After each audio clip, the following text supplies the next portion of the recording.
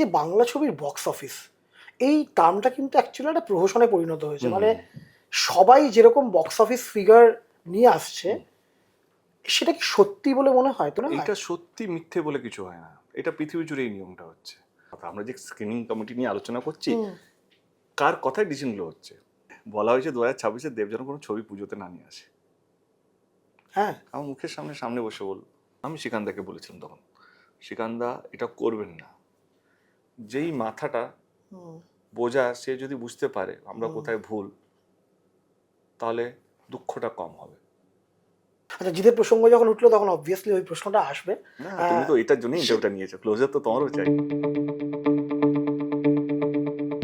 নমস্কার, আনন্দলোকের সেলেব আড্ডায় আজ আমাদের সঙ্গে যাকে আমরা পেয়েছি, সেই তারকা নিজে বলেন যে আমি খুব একটা ভালো অভিনয় করি না, কিন্তু তার কঠোর পরিশ্রম এবং নিষ্ঠা তাকে আজ যে উচ্চতায় পৌঁছে দিয়েছে, সেটা ইন্ডাস্ট্রির সকলের কাছে ঈর্ষার কারণ।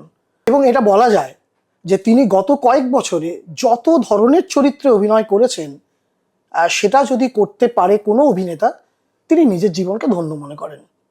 আজ আমাদের সঙ্গে তারকা, অভিনেতা, প্রযোজক, ক্রিয়েটিভ ডিরেক্টর এবং সাংসদ দেব। চোখে জল চলে এলো, চোখে জলটা। নমস্কার। এত ভালো ইন্টারভিউ কেউ দেয়নি। আরে thank you Koushik, thank you so much. নমস্কার যারা যারা আমাকে দেখছেন পডকাস্ট থেকে, তো thank you so much. Thank you so much আজকে আমাদের সময় দেওয়ার জন্য। প্রথম যেটা বলি সেটা হচ্ছে, যেটা নিয়ে আমরা শুরু করেছিলাম, যে আমরা অনেকদিন পরে ইন্টারভিউ করছি আনন্দলোকে। তার কারণ একটা আছে, আমি সেই কারণটা পরে ঢুকবো, হয়তো ইন্টারভিউ মাঝখানে আসবে। প্রথম যেটা জিজ্ঞেস করি সেটা হচ্ছে, প্রজাপতি 2 মানে হচ্ছে অভিজিৎ সেন, অতনু রায়চৌধুরী, দেব, এই ত্রয়ী অলরেডি হ্যাটট্রিক করে ফেলেছে সাফল্যের। প্রজাপতি 2 পরীক্ষায় বসছে। এই সাফল্যের রসায়নটা কি, যদি ডিকোড করতে বলি, যে কেন এই সত্যি বলি, মানে হচ্ছে তিনজনের প্যাশনটা কোথাও ম্যাচ করে আর কি, ভাবনা চিন্তা কোথাও যেন ম্যাচ করে, এবং অগাধ ভরসা আমাদের তিনজনে একে অপরের প্রতি। আমরা যদি আড্ডাও মারতে বসি অফ মুডেও বা অফ ডেতেও, তখন আমাদের মধ্যে সিনেমাটাই চলে। এরপরে কি করি, এরপরে কি করব, আগেরটা কি কি ভুল হয়েছে, কোথায় কি আরো রেকটিফাই বা কারেক্ট করার জায়গা আছে। 4টে ছবি করেছি, 4 রকম ভাবে ছবি করেছি, 4টে ডিফারেন্ট সাবজেক্টে ছবি করেছি। হয়তো ফ্যামিলি ড্রামা, কিন্তু প্রত্যেকটা আলাদা আলাদা আলাদা গল্প। কোনো ফ্যামিলি ড্রামা দেখে মনে হবে না মিউট করে গিয়ে এই তো আগের মতনই আছে। জিৎ গাঙ্গুলিকে নিয়ে আলোচনা করছিলাম, মিউজিকটাই পুরো আলাদা ল্যাঙ্গুয়েজের কথা বলছে। ভগবানের আশীর্বাদে, দর্শকদের আশীর্বাদে, দর্শকই তো আসল ভগবান, যারা বিশ্বাস করে এখনো আমাদের টিকিট কাটে, মানে অ্যাডভান্সে হাউসফুল হয়। আমাদের দায়িত্ব তাদের সেই বিশ্বাসটাকে আমরা ফুলফিল করতে পারছি কিনা। আমি এই প্রসঙ্গে যদি আসি, তাহলে বলতে হয় যে দেবের প্রোডাকশন থেকে রুক্মিণী মৈত্রের জন্ম, তারপরে সেখান থেকে শ্বেতা ভট্টাচার্য এসছেন, সৌমিত্রিষা কুণ্ডু এসছেন, ইদিকা পালকে তুমি স্টার বানিয়েছো বলতে গেলে। স্টার বানায় না, বাট সবারই ভাগ্যের। ঠিক আছে, বুঝতে পেরেছি। তারপরে জ্যোতির্ময়ী। তো ইন্ডাস্ট্রির যে সমস্ত নায়িকাদের আমরা এতকাল দেখে এসেছি, তাদেরকে কি পুরোপুরি ব্রাত্য করে দেওয়া হয়েছে যে তুমি নতুন নায়িকাই তুলে আনবে? ব্রাত্য মানে তাদেরকে বাদ রেখে তোমার প্রোডাকশনকে নিয়ে এগিয়ে যাওয়া নয়। আমি বলছি মিমি, নুসরাত, বা ধরো এর আগে যে শ্রাবন্তী। এখন এইটা কি হয়, যে যত বেশি সাকসেসফুল হয় তাকে তত বেশি প্রশ্নের উত্তর দিতে হয়। একদম সে ঠিক কেন সাকসেসফুল, এই কারণে সাকসেসফুল, এইটা কারণ হতে পারে, কিন্তু তার পরিশ্রমটা কেউ দেখছে না। তুমি একটু আগেই বললে কি ইদিকাকে আমি স্টার বানিয়েছি, কেউ কাউকে স্টার বানায় না। ফার্স্ট অফ অল, সবারই একটা ভাগ্য আছে অবশ্যই, এবং সবারই আজকের দিনে না, যারা ডিসিপ্লিন, যারা ডেডিকেটেড, যারা হার্ড ওয়ার্কিং, তারাই জায়গা পায়, কিন্তু নাহলে একটা ছবির পরে অতীত হয়ে যায় সবাই। এবং আজকের দিনে সাকসেসের রেশিওটা 0.001% ভাই। মানে বড় বড় ইন্ডাস্ট্রিতেও, যে ইন্ডাস্ট্রি মানে সাকসেস সহজ নয়, এবং সেই সাকসেসটাকে ধরে রাখার জন্য অতি পরিশ্রম বা একটা সাধনা করতে হয়। রইল কথা কেন আমি ওদের সঙ্গে কাজ করছি বা কেন যাদের সঙ্গে কাজ করছি না, এখন না খুব স্ক্রিপ্ট ওরিয়েন্টেড সিলেকশন হয়ে গেছে। কথার কথা, আমি যখন খাদান করলাম, আমি এমন একজন নায়িকা চাইছিলাম যে ডাস্টি হবে, মানে একটু ওই ওয়ার্ল্ডের মধ্যে কাজ করবে। সেইখানে আমরা ইদিকা, অনেকগুলো হিরোর মধ্যে ইদিকাকে আমরা চুজ করলাম। আর কার কার কথা বললে তুমি? সৌমিত্রিষার কথা বললাম। সৌমিত্রিষা যেহেতু টেলিভিশনে একটা পপুলার ফেস ছিল, এবং অভিজিৎ দা বা অতন দা, তারা ওদের একটা ন্যাক আছে সেখান থেকে। তো যখন আমরা স্ক্রিন টেস্ট করলাম তখন আমার মনে হয় যে সৌমিত্রিষার সিরিয়ালটা শেষ হয়ে গেছিল এবং সেখান থেকে আমরা তাকে সেই রোলটাও ফিট করছিল, কারণ রোলটার মধ্যে না, সৌমিত্রিষার রোলটা কাকে ফিট করতো না? শ্রাবন্তীকে ফিট করতো না, না নুসরাতকে ফিট করতো না, না মিমিকে ফিট করতো না, না কাকে ফিট করতো না? তুমি প্রযোজক, তোমার ডিসিশন। আমি থট প্রসেসে জানতে চাইছি। তো যারা কিছু থট প্রসেস, যেটা সবটা তো বললাম কেন আমি এই স্ক্রিপ্টটা সিলেক্ট করলাম, কেন এটা করলাম না, সেটা আমার decision, I own my decision. কখনো ভুল হয়, কখনো ঠিক হয়, কখনো ভালো হয়, কখনো মন্দ হয়। কেন সৌমিত্রিষা ওইখানে, কেন অন্যান্য হিরোইনটা ওইখানে, সেটা আমার মনে হয় না সেটা আমি সেই সব প্রশ্নের উত্তর আমাকে দিতে হবে। আমি যদি পজিটিভ ওয়েতে ধরি, তাহলে হচ্ছে তুমি ইন্ডাস্ট্রিকে নতুন নতুন নায়িকা উপহার দিচ্ছ। এবারে তুমি নায়িকার কথা বললে, এবারে আমি অনেকগুলো ট্যালেন্ট বলবো যাকে আমি নতুন নতুন অভিজিৎ সেন, ঠিক, ডিরেক্টর হিসেবে তার প্রথম ছবি আমার সাথে। রিনো, নতুন, কোনো ব্যাকগ্রাউন্ড নেই, ও যদি প্রথম ছবি দেখে, কেউ দেখে না, নামও শুনেনি হয়তো, আমিও নাম ভুলে গেছি, কিন্তু ওকে আমি সবচেয়ে বড় বাজেটের ছবি দিয়েছি লাস্ট 5 বছর। যদি কোনো সবচেয়ে বড় বাজেটের ছবি হয়, সেটাও খাদানো। নীলায়ন আছে, নীলায়ন, রথি আছে, রাহুল, বাঘাযতীন ডিরেক্টর, অরুণদা তার আগে ছোট ছোট ছবি করতো, হ্যাঁ, কিন্তু এই বড় মাপে যে বিশ্বাস করা, সেইটা আগে কেউ এত বাজেটের ছবি ভরসা করা। সিঙ্গার দেখে আমরা লঞ্চ করেছি, ডিওপি মধুরা। তো শুধু আমরা 4টে হিরোইনকে লঞ্চ করেছি, কিন্তু 5টা ডিরেক্টরকে লঞ্চ করেছি, এন্ড তাদেরকে ব্যাক টু ব্যাক আমরা কাজ দিয়ে গেছি, মানে অভিজিতের ব্যাক টু ব্যাক ছবি আমরা করেছি। যেহেতু আমি হিরো, সেজন্য হিরোইন তো প্রথমেই আসে। এটা কি দায়িত্ব পালনের কথা ভেবেই করে যে ইন্ডাস্ট্রির প্রতি তোমার দায়িত্ব, যে 3 বছর? একদমই না, আমার কোনো দায়িত্ব অ্যাজ নেই কি হিরোইনকে লঞ্চ করতে বা হিরোকে। আমার দায়িত্ব হচ্ছে বাংলা ইন্ডাস্ট্রিকে। আমি হিরোইনকে বাদ দিচ্ছি, আমি ট্যালেন্টটা হচ্ছে আমার খিদে থেকে। আচ্ছা, কারণ যেই সময় আমি যেই সিনিয়রদের কাছে যেতাম, তারা আমাকে যেভাবে রিজেক্ট করেছে, সে ডিরেক্টর হোক, সে হিরোইন হোক, যে অনেক হিরোইনরা, তুমিও জানো আমি কি বলতে চাইছি, I had my experiences that time. তো সেইখান থেকে আমার মনে হলো তার নতুনরা আরো বেশি ভালো, আরো বেশি স্বপ্ন দেখে, আরো বেশি পরিশ্রমিক। তো সেই জায়গা থেকে আমার মনে হলো কি পুরোনো ডিরেক্টর আমার সঙ্গে কাজ করবে না, পুরোনো প্রডিউসার কাজ করবে না। Thank you.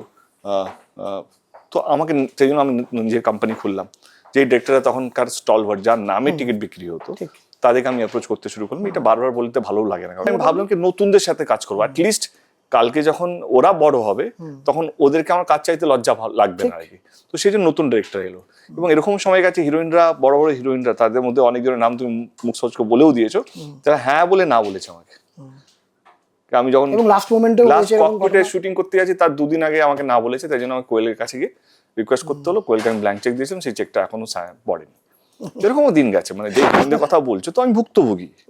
এবং সেখানে মনে হলো ডিপেন্ডেন্সি থেকে বেরোতে হবে। তুমি যদি বড় হতে চাও, আমি যদি কারোর উপর ডিপেন্ডেন্ট হয়ে যাই, তাও যেন আমার মনে হয় কে ব্ল্যাকমেল বা ওই জায়গায় চলে যাবে। তো আমি এখন খুব ভালো স্বাধীন জায়গা আছি, যে এখানে ডেটস নিয়ে সমস্যা হবে না, বা অন্য কিছু কমিটমেন্ট কম থাকবে। হ্যাঁ, মানে যেখানে আমার সিনিয়র লাগবে ফুল টাইম পাবে তাকে। কারেক্ট, যেখানে আমার সিনিয়র কাউকে লাগবে সেখানে আমি নিশ্চিত। ঠিক, আমরা বারখাকে নিয়ে এলাম, বম্বে থাকেন, বম্বে থেকে কোনো ঝামেলা হয়নি, এলেন, শুটিং করলেন, চলে গেলেন। তো সেরকম তো কাজ করছি আমরা। আচ্ছা, আমি সোশ্যাল মিডিয়ার কথা জিজ্ঞেস করি। তুমি ছবি পোস্ট করে সবসময় এমনি লেখো, এটার পেছনে কি কোনো তাৎপর্য আছে? এমনি লেখাটার পেছনে কি লিখবো, কে কোথায়, আমার প্রত্যেকবার নতুন করে ভাবার থেকে এমনি লিখে ভালো, এখন সেটাই ট্রেন্ড হয়ে গেছে। হ্যাঁ, সেটাই বলছি আমি। হ্যাঁ, মানে এটাও একটা ট্রেন্ড যে এমনি লেখা।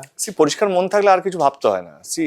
দেখ, অনেক সময় কি হয়, আজকে আমরা বসে আছি একটা আর আমার ওই বিদ্যাটা নেই কি যে শহীদ মুখার্জির মধ্যে একটা বড় একটা ভালো লিখতে পারবো। সিদ্ধা সত্যি খুব লেখে। যখন আমরা প্রমোশন, আমাদের একটা গ্রুপ আছে, যখন টেক আপ করছিলাম, মাস্টার, ও মাথায় বসে বসে লাইন আসে আর কি। তো সেই জায়গাতে সেই গুণটা আমার নেই। এবং রুক্মিও খুব ভালো লেখে, ওর ফটো নিচে এত বড় একটা কবিতা লিখবে বা এত একটা সুন্দর সুন্দর লিখবে, সেইখানে বেটার টু গেট ইনটু ইনফ্লেক্স, কি বলে, ইনফিরিয়রিটি কমপ্লেক্সে ঢোকার থেকে বি ইয়োরসেলফ। রুক্মিণী বিষয়ে হেল্প করে না, যে একটা লিখে দিল তোমার হয়ে? জাস্ট প্রচুর শোনায়। আচ্ছা, মানে একটা লাইন লিখে দিল, মানে 1 মাস এই লাইনটা আমার জন্য তুমি এত বেশি লাগবে, তার থেকে ভালো, ঠিক আছে। সো এমনি লিখে ছেড়ে দাও। এমনি কি হচ্ছে তার, সেটা আমি মানে নিজস্বতা আছে। কে গুগলে গিয়ে স্টেটমেন্ট কোনো একটা ভালো দিন, কোনো একটা ক্যাপশন কপি করতে হয়, কোড কপি করতে। এখন তো এআই চলেছে, চ্যাট জিপিটির মধ্যে কি বলতে চাইছো লিখে দাও, 4টে লাইন ওরাই লিখে পাঠায়। I want to post in social media, where switch social মিডিয়ার জন্য আলাদা লাইন, ইনস্টাগ্রামের জন্য চাই তো 4টে লাইন দিতে। দরকার কি আছে? আমি বম্বেতে অটো থেকে নামছি, এমনি নামছি, বাস, সিম্পল। সোশ্যাল মিডিয়া তোমার যে হ্যান্ডেলটা আছে, তার অ্যাক্সেস কার কার কাছে আছে? এটা কি সম্পূর্ণ তুমি হ্যান্ডেল করো? না না, আমার সবারই Team কাছে আছে। আছে। হ্যাঁ সেটাই বলছি, মানে কতজনের কাছে আছে এই হ্যান্ডেলের অ্যাক্সেস? জানি না, যারা পুরোনো যারা কাজ করে তাদের কাছে হয়তো হবে, হয়তো যারা হয়তো অন্য কোথাও গেছে বা হয়তো, বাট আমার 4-5 জনের কাছে তো আছেই বটে। তোমার হেয়ার স্টাইল নিয়ে কিন্তু এখন মারাত্মক আলোচনা হচ্ছে, এই নতুন হেয়ার স্টাইলটা কে করেছে? খুব ভালো লাগছে, এটা কিন্তু প্রচন্ড আলোচনা হচ্ছে। একদম। Good good good, thank you, I am happy. স্টাইলিস্টের নাম জানবো? হ্যাঁ, আমার টিম আগে থাক, পরে আচ্ছা বলবো। ঠিক আছে। বাবা মা বোন এদের সবার সঙ্গে তোমার কতগুলো রিসেন্ট আমরা ছবি ভিডিও দেখলাম, সেটা হচ্ছে দুবাইতে বেড়ানো, লন্ডনে বেড়ানো, দেখে খুব ভালো লাগছে। মানে এই যে পরিবারের সাথে সবাইকে সঙ্গে নিয়ে বেড়াতে যাওয়া, এটা কতটা মানসিক শান্তি দেয়। না, এটা বিদেশ বলে বলছো কেন? আমি তো সব জায়গায় শুটিং নিই। হ্যাঁ আমি দীঘাতেও আমাদের যখন জগন্নাথ মন্দির হয়েছিল সেটা তখন বলো, বা আমি যখন যে কোনো শুটিং এ, আমি রঘুরাতে শুটিং, আমরা ঝাড়খণ্ডে ছিলাম, সেখানে যাই মা বাবা আমার সাথেই যাই আর কি, যেখানে যাই শুটিং। বিদেশে যেহেতু মা খুব একটা বিদেশ ঘুরতে ভালোবাসতো না। আচ্ছা হ্যাঁ, কিন্তু এইবারে মায়ের ইচ্ছে হয়েছে, মায়ের জন্য বাবা আমার সাথে বিদেশ গেছে আলাদাভাবে, বোন আমার সাথে বিদেশ গেছে আলাদাভাবে, মা কোনোদিনও যায়নি। আচ্ছা কিন্তু মায়ের এবারে ইচ্ছে হলো, চলো। আর আমি তো আমিও পরিবারের সাথে থাকতে ভালোবাসি, মানে ঠিক। মানে আমি এরকম ছেলে না, মানে ওই যে বলেন না কি বউ হলে আলাদা হয়ে যায় না, আমি সেরকম ছেলে না। আমি কিন্তু বাবা মার সাথে থাকতে ভালোবাসি, মানে তাদের আশেপাশে থাকতে ভালোবাসি। ওই বাড়িতে ঢোকার সময় কথা না হোক, কম হোক, কিন্তু চোখের সামনে যেন থাকে, একই ছাদের একই তলায় ছাদের আছে। তলায়। তো আমি সেরকমই একজন মানুষ, এবং আজকে ঠাকুর সবকিছুই দিয়েছে, এবং আমার মনে হয় গেছে পে ব্যাক টাইম। তারা এবার তাদের ইচ্ছে হয়েছে, এবার তাদের ঠিক, ইচ্ছে ঠিক, ঠিক। একসাথে বেরিয়েছে বলে। আমরা যখন লন্ডনে গেলাম, তো না, আগে মা আমার সাথে থাইল্যান্ড গেছিল, রঘুরাতে গান শুট করতে গেছিলাম, ঝিলমিল লাগে, তখন মা বোন একসাথে গেছিল। মা বললো, এটা তো চেন্নাই লাগছে বল, সব তো ইন্ডিয়ানের মতন দেখতে, এটা ফরেন হয়, যা হয়। বুঝে গেছি কি চাইছো, না ফরেনের মতন দেখতে হবে। আচ্ছা, তো উই ওয়েন্ট টু লন্ডন। লন্ডনে আমরা হিথ্রোতে ছিলাম, তো একটু একটু একটু গ্রিনারি এরিয়া। মা বেরিয়েছে, বলে এটা তো পুরো বোলপুর লাগছে। মা, শুটিং শুরু হয়নি, পরশু থেকে শুটিং শুরু হবে। এবারে মা গেছে লন্ডনে, টাউনের মধ্যে ঠিক লম্বা লম্বা বিল্ডিং আছে, কিন্তু আমরা যে হোটেলটা যেখানে ছিল সেখানে বিদেশ মানে তো বড় বড় বিল্ডিং। মা, ঠিক আছে মা, হবে, সব হবে। তারপর আমরা স্কটল্যান্ড বেড়াতে গেলাম, দুবাই যাচ্ছি, এদের সবটাই এবার আলোচনা হচ্ছে আমার বাড়িতে, আমি সব আলোচনা করি। যাবে 4টে পাসপোর্ট চলে এলো আমার কাছে, 3টে পাসপোর্ট, চল লেটস গো। এটা কতটা তৃপ্তি দেয় এই যে বাড়ির কেউ, কাছের কেউ যখন কোনো কিছু দাবি করে বা অধিকার। কিছু না, কি ভালো জিনিস কখন লাগে না, যখন বাবা মায়ের চোখ তাকিয়ে সব দেখতে থাকে, কারণ ওই ছবিটা তুলে দে, একটা তুলে দে, একটা তুলে দে, একটা তুলে দে। আমার সেইটাই সবচেয়ে বেশি তৃপ্তি এই সকালে। আর বাবা মা বেড়াতে খুব ভালো আছে, আর আমি একটু, আমার কাছে ছুটি মানে হোটেলে ঘুমোবো, খাবো, মানে এত ঘুরতে হয় তো। এর বাবা মার সাথে বুঝতে পারলাম, আমাদের ছুটি মানে 9:30 ব্রেকফাস্ট টেবিল, আচ্ছা রেডি হয়ে যাও, প্ল্যানটা বল। এবারে সায়ন্তন ছিল আমার সাথে দুবাই, তো ও পাগল হয়ে গেছে। কালকে একটা এটা কি আন্টি, হ্যাঁ বলছি, একবার দাদাকে জিজ্ঞেস করতে হবে। দাদা তো যাবে না, দাদা যাওয়ার দরকার নেই, আমরা যাবো। হ্যাঁ বাবা, তুই প্লিজ প্ল্যান মানে করে দে। কাকু কাকিমা আর বোন। বোন আমার এখানে দুবাইতে আমার একজন বন্ধু আছে, তার স্ত্রী, তারা, এবং সায়ন্তনের মিসেসও গেছিল আর কি। তো তারা বলে আমাকে ছেড়ে দেয়, আমি না, এই গরমে দুবাইতে ঘুরতাম, দুবাই আমার 50 বার যাওয়া হয়ে গেছে, মাকে নিয়ে ঘুরে নিয়ে আমি আছি। তারপরে যেগুলো মেন ডেজার্ট সাফারি নিয়ে চলে গেলাম, কিন্তু ওই যে এইখানে যাবো, সোনা এখানে দোকান আছে, এখানে এই দোকান আছে, আর শপিং টপিকের সময় তুমি থাকো না জেনারেলি? না, এবারে কার্ডটা, তোমার কার্ডটা থাকে ওখানে, কার্ডটা থাকে, সবকিছু থাকে। এর মায়ের একটা গ্রুপ আছে, এর মা যেখানেই যায় গ্রুপের সঙ্গে জেনে এখানে যাবি, চেকলিস্ট। আর ওই জায়গায় ছবি তুলতে হবে, ছবি তুলে মায়ের একটা গ্রুপ আছে, হোয়াটসঅ্যাপ গ্রুপে পাঠাতে হবে কি আমি পৌঁছেছি, বলে ওকে চলো ঠিক আছে। কিছু না, এই সময়ে দাঁড়িয়ে, তা কিছুদিন আগে তো মা স্মার্টফোন ইউজ করতে পারতো, সেই জায়গাতে এখন স্মার্টফোনে যে ফটো পাঠাতে হয়, ভয়েস মেসেজ কিভাবে করতে হয় সেটা শিখেছে, সেটা করে, সেটা ইউজ করছে, সেটাই আমার কাছে পাওয়া। মানে সেটা আমি শব্দ দিয়ে হয়তো ব্যবহার করতে পারবো না, বা এটা বেচতেও চাইছি না, কারণ আমরা ইন্টারভিউ দিচ্ছি বলে এটা বলতে হবে, বাট কোথাও বলে আমার একদম। এইগুলো তো নিশ্চয়ই লং পেন্ডিং লিস্টে ছিল, মানে আগে সময় হচ্ছিল না নাকি, মানে ব্যাপারটা ঠিক হয়ে উঠছিল না? কি হয় না, এক একটা ম্যাচুরিটি এক একটা সময় আসে হয়তো। মায়ের এখন মনে হচ্ছে না আমি এখন যাবো, এর আমার বাড়িটা পুরোটাই মা ডমিনেটেড আর কি। আচ্ছা হ্যাঁ, মা কি চাইছে, কোনো বিষয়ে কিছু বলেন? বাবা is like happy go lucky, বাবা সব দিকে যেটা হবে সেটা রাজু যেটা করবে সেটা দিয়ে, বাবা আমার সঙ্গে চলে যায়, বাবা একাও যায়, বা মায়ের সাথেও বেড়াতে যায়, তো বাবা ইজ ভেরি নিউট্রাল, কিন্তু মা আছে। আচ্ছা হ্যাঁ, আগের আমরা যখন ইন্টারভিউটা করছিলাম তখন আমাদের যেটা নিয়ে কথা হচ্ছে সেটা হচ্ছে তোমার রুক্মিণীর সাথে বম্বে শিফট করেনি, তুমি বম্বেতে শিফট করছো।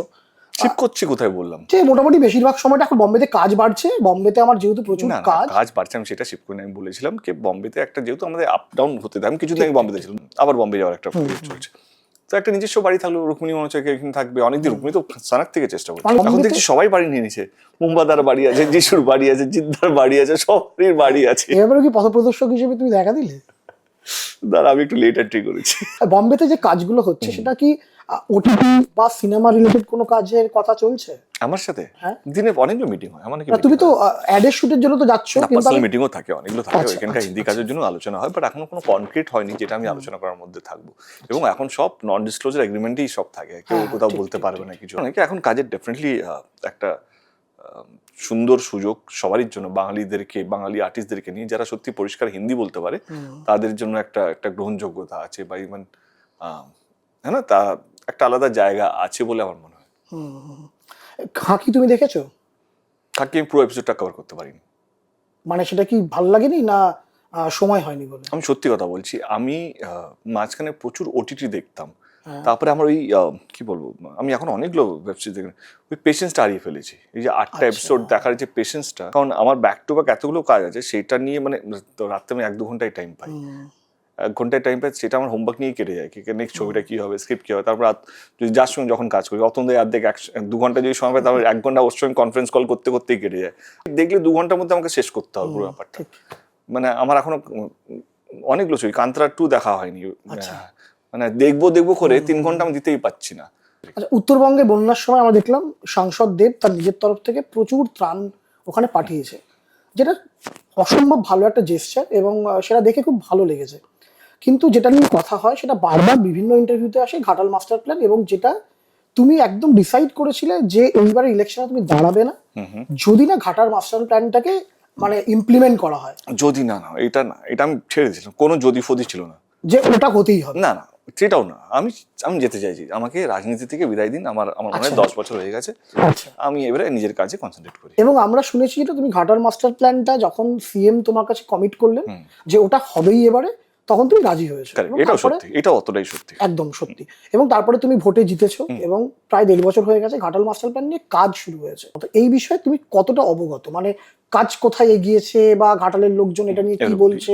একটা 500 কোটি স্যাংশন হয়েছে। মাস্টার প্ল্যান শুধু নদীর সঙ্গে নদী না, অনেকগুলো সুইচ গেট আছে, অনেকগুলো ক্যানেলগুলো আছে, এবং অনেকগুলো নদীকে কাটাই করে বড় করতে হবে, এবং নিচের থেকে ময়লাগুলোকে ড্রেজিং করতে হবে, সেগুলো বার করতে হবে। আর এটা প্রসেস, কিন্তু it's a long time process. একদম একদম। এবারে আমার কাজটা কি ছিল অ্যাজ এ সাংসদ, ইনিশিয়েট করা, ফান্ডটা রাজ্য সরকার হোক বা কেন্দ্র সরকার হোক, তার কাছ থেকে ফান্ডটাকে নিয়ে আসা, এবং এইটা আমার সিলেবাস না, বা এটা আমার এর মধ্যে না, কিভাবে হবে সেটা আমি জানি না। এবার টেকনিক্যাল টার্ম, সেগুলো ইঞ্জিনিয়ারের কাজ, সেগুলো আমার মনে হয় সেগুলো গভর্নমেন্টের কাজ। এবং আমি এইটুকু যখনই যাই তখন থেকে আমাকে বলো কত % কাজটা এগিয়েছে, এবং তাদের মতো রিপোর্ট দেয়, দাদা এই সুইচ গেটগুলো 10টার মধ্যে 5টা রেডি হয়ে গেছে, এখানে পাওয়ার স্টেশন হচ্ছে, এখানে এইটা হচ্ছে, এবং ল্যান্ডগুলো অ্যাকোয়ার্ড হয়ে গেছে। যে সমস্যা হচ্ছে অনেকগুলো নদী জন্য এক একটা গ্রামকে, এগুলো গ্রামকে তার মধ্যে ইনভলভ করতে হয়, সেই গ্রামগুলোকে সরাতে হবে, বাজার সরাতে হবে, মাঝখানে তার ল্যান্ড অ্যাকুইজিশন, এখানকার জমি অধিগ্রহণ একটা আন্দোলন হয়েছিল, সেখানে দিদি বলেছে সেইগুলোকে বাদ দিয়ে আবার নতুন করে একটা বানাও। So it's a process. এই প্রসেসটা না আমার মনে হয় কি ইঞ্জিনিয়াররা বেশি ভালো করে বলতে পারবে কিভাবে হচ্ছে, কেন, কতটা টাইম লাগবে। কিন্তু এইটুকু বলতে চাই কি আমার যতটুকু দায়িত্ব সেটা আমি ডেফিনেটলি পালন করবো। না, এই যে 50 বছর ধরে একটা কাজ আটকে রয়েছে, কিন্তু কাজটা শুরু হয়েছে স্বাধীনতা, হ্যাঁ, তার আগে সেই সময় থেকে কাজটা শুরু হয়েছে। ঘাটালবাসী এটা নিয়ে কতটা খুশি, মানে তারা তাদের গ্র্যাটিটিউড দেবের কাছে প্রকাশ করেছে? এই শুরু হওয়াটা তো খুব সব ইম্পর্টেন্ট। সময় তো এটা নাকি রোগ রাস্তায় ফুল নিয়ে দাঁড়াবে। আচ্ছা, আজকে আমি সুস্থ আছি, আমার ছবি চলছে, বা আমার সঙ্গে ভালো আছি, বেড়াতে ঘুরতে আছি, এটা তো তাদেরও তো আশীর্বাদ হতে পারে। ঠিক। আজকে আমরা যে আলোচনা করছি, বা আমার সঙ্গে আমি এত বিদেশে যাচ্ছি, ঘুরতে যাচ্ছি, খুশিতে আছি, এটা কি আমার শুধু কর্ম?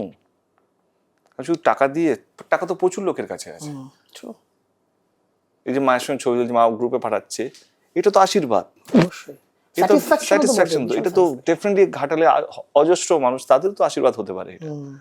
আশীর্বাদ এটা নিয়ে এবারে যারা ঘাটালে থাকে না তারা ঘাটাল মাস্টার প্ল্যান নিয়ে ট্রোল করতে শুরু করে। হ্যাঁ হ্যাঁ যারা ঘাটাল মানুষ, যারা ঘাটালে থাকে তারা তো মন প্রাণ করে আশীর্বাদ দিয়েছে, জিতিয়েও চুচ্ছে। আচ্ছা আমি তো কথা দিয়ে আমি যদি যাই তাহলে তো প্রচুর বড় আন্দোলন হওয়ার কথা, আমাকে নিয়ে র্যালি নিয়ে দেখতে না, তো কাজ তো শুরু হয়েছে, সে তো আমরা দেখতেই পাচ্ছি। কতটা হ্যাপি আর মানে আমি কতটা হ্যাপি সেটা দিয়ে বোঝা যাচ্ছে। কারণ তাদের আশীর্বাদ এমন একটা জিনিস যেটা তোমাকে সবসময় সামনে গিয়ে ফুল নিয়ে বা চকলেট নিয়ে দাঁড়াতে হয় না। তুমি আমাকে নিয়ে তোমার বাড়ি থেকে, হয়তো আমি তোমাকে চিনিও না, কিন্তু তুমি যেন ছেলেটা অ্যাটলিস্ট ট্রাই তো হয়েছে, একটা নন পলিটিক্যাল ছেলে এত বড় একটা পলিটিক্যাল কাজ করে চলে গেল কিন্তু স্বীকৃতি নিচ্ছে না। আমি কোথাও বলছি না আমার জন্য হয়েছে, কোনো কিছু কোথাও উদ্বোধন করতে যাচ্ছি না, কোনো নর্মালি যা হয় আমার জন্য হয়েছে, এই সুইচ গেটটা ওপেন হচ্ছে আমাকে উদ্বোধন করতে হবে, এই কেন হ্যাঁ ঠিক আছে। আমার কাজ ছিল কাউকে দিয়ে এটা কাজটা করানো, এবং আমি ধন্যবাদ দিদিকে, রাজ্য সরকারে তারা উদ্যোগটা নিয়েছে, একটা ফান্ড পৌঁছে গেছে, বাকিটা প্রসেস। ধূমকেতু মুক্তির আগে একটা বিশাল হইচই হয়েছিল, কারণ সেই সময় ওয়ার 2 রিলিজ করছিল এবং এটা শোনা যাচ্ছিল যে ওয়ার 2 ডিস্ট্রিবিউটর বা প্রযোজক তারা বলেছিল যে যে সিনেমা হলে ওয়ার 2 চলবে সেখানে বাংলা ছবি চালানো যাবে না। তুমি নিজেও এটা নিয়ে বলেছো যে বাংলায় বাংলা ছবি চলবে না, এই ব্যাপারটা কেমন? আমরা যেটা জানতে চাই সেটা হচ্ছে যে অ্যাকচুয়ালি কি ডিস্ট্রিবিউটররা এই কথা কোথাও রিটিন দিয়েছিল যে বাংলায় বাংলা ছবি চলবে না, নাকি তারা ম্যাক্সিমাম শোজ চেয়েছিল? এই দুটো জিনিসের অভিঘাত কিন্তু একদম আলাদা। মানে আমি বলছি যে বাংলায় বাংলা ছবি চলবে না, এটা একরকম, আর আমি বলছি যে আমার হিন্দি ছবি সবচেয়ে বেশি শো পাবে, দুটো কিন্তু দু রকম। তো এইটা আমি একটু জানতে চাইছি, মানে এটা নিয়ে কি হয়েছিল অ্যাকচুয়ালি? যাদের সংসারটা সিনেমা রিলিজ করে চলে তাদের দুটোই একটাই, তারা বলছে আমরা সিঙ্গেল স্ক্রিনে কোনো শো শেয়ারিং করবো না। সিঙ্গেল স্ক্রিনে কোনো শো শেয়ারিং করবো না মানে হচ্ছে কি আমাদের 40টা মাল্টিপ্লেক্স আছে, আর কম করে 80 থেকে 90টা সিঙ্গেল স্ক্রিন আছে। এই 90টা সিঙ্গেল স্ক্রিনে যদি বাংলা ছবি না চলে তাকে কি বলবে তুমি, কে ম্যাক্সিমাম শোটা আমার হবে না আমি বাংলায় ছবি চলতে দেবো না, এটা মানেটা কি হবে, কি দাঁড়াবে তাহলে? মেজরিটি যেদিকে থাকবে সেটাই তো মেইন। অবশ্যই হ্যাঁ। তো আজকে যদি 90টা স্ক্রিনে সিঙ্গেল স্ক্রিনে বাংলা ছবি ওরা শেয়ার করবে না, যেখানে বা শুধু হিন্দি ছবি চলবে, সেটা বেশি ইম্পর্টেন্ট না মাল্টিপ্লেক্সে 90% শো নেবে, একটা করে শো আমি পাবো, দুটো শো পাবো, সেটা ইম্পর্টেন্ট? অবভিয়াসলি বাংলায় বাংলা ছবি শো পাবে, এটা নিয়ে তো কোনো ডাউট নেই। এইটাই তো এটা নিয়ে কোনো ডাউট নেই। যে যেরকম ভাবে ব্যাখ্যা হয় দুটোই ঠিক, ম্যাক্সিমাম শোটাও নেবেন এবং শো বাংলায় ছবি চলতে দেবো না, মানে এই কথাটা বলেছিল ওরা, মানে রিটিন ছিল এটা? রিটার্ন তো হয় না এগুলো, কি আচ্ছা এটা কি মুখে বলে? এই তো ডিস্ট্রিবিউটর টু ডিস্ট্রিবিউটর কথা হচ্ছে, কে এক্সিবিউটরদেরকে বলা হয়েছে, এক্সিবিটরদেরকে ডিস্ট্রিবিউটররা বলছে কে আমরা এটা শো শেয়ার করবো না, এটা আমাদের শুধু অট্টুই চলতে হবে। আচ্ছা এখানে কোনো ধূমকেতু চলবে না। যদি অন্য কোনো হিন্দি সিনেমা থাকতো তাহলে তারা কি হিন্দি সিনেমাটা চালাতে দিত, বাংলা ছবি চালাতে দিত না? নাকি ওয়ার 2 বলছে যে আমি ওয়ার 2ই চালাবো, হিন্দি বাংলার ব্যাপারই নেই? মানে আর প্রশ্নটা হচ্ছে কিছু কিছু দাদাগিরি এটা আগেও হয়েছে। 83 বলে একটা ছবি রিলিজ হয়েছিল, আমার মনে হয় টনিক না প্রজাপতি রিলিজ হচ্ছিল সেই সময়, শ্রীকান্ত রিলিজ করছিল তখন, এসবিএফ, তারা তাদের কাকাও রিলিজ হওয়ার কথা ছিল, তারা কাকাও রিলিজ করেনি কিন্তু। আচ্ছা একমাত্র বাংলা ছবি রিলিজ হয়েছিল, সেটা আমার ছবি রিলিজ হয়েছিল। আমি শ্রীকান্তাকে বলেছিলাম তখন, শ্রীকান্দা এটা করবেন না, না নেই, তুমি নো শো শেয়ারিং করে তুমি তো তোমারই 12টা বাজাচ্ছ। তুমি শ্রীকান্ত মহতা হয়েছো বাংলা ছবি করে, ঠিক, তুমি তো হিন্দি ছবি ডিস্ট্রিবিউট করতে শ্রীকান্ত মহতা হও, তোমার মেইন প্রাইডটাই হচ্ছে বাংলা ছবি। তুমি মেরে আমার ছবি তোমার ছবি বলে না, তুমি অভ্যেসটাকে মেরে দিচ্ছ, কালকে ঘুরে তোমার কাছে আসবে। আজকে আমার সেই আন্দোলনের মধ্যে এই ওয়ার 2 বা ধূমকেতুর মধ্যে তো শ্রীকান্ত মহতা তো মেইন সাপোর্টিভ, না ঠিক আছে তো হওয়া উচিত না, আমি এসবিএফ থেকে দিয়ে দেবো সিন। তো আমাদের বক্তব্য হচ্ছে we are not united, we are not even excited, কে কারো ছবি ভালো চললে যে আমরা এক্সাইট হবে সেটাও না, but we are not United also. আজকে আমার কাছে আমার লড়াইটা ছিল, আজকে কথার কথা বলছি, Devi Chowdhurani was supposed to release in 15th August, পুজোতে এলো, যখন ওনারা দেখলেন যে না আমরা লড়াই করতে পারবো না, এই শো শেয়ারিং এ চক্করে আমরা হেরে যাব, তো ওনারা পুজোতে চলে গেলেন।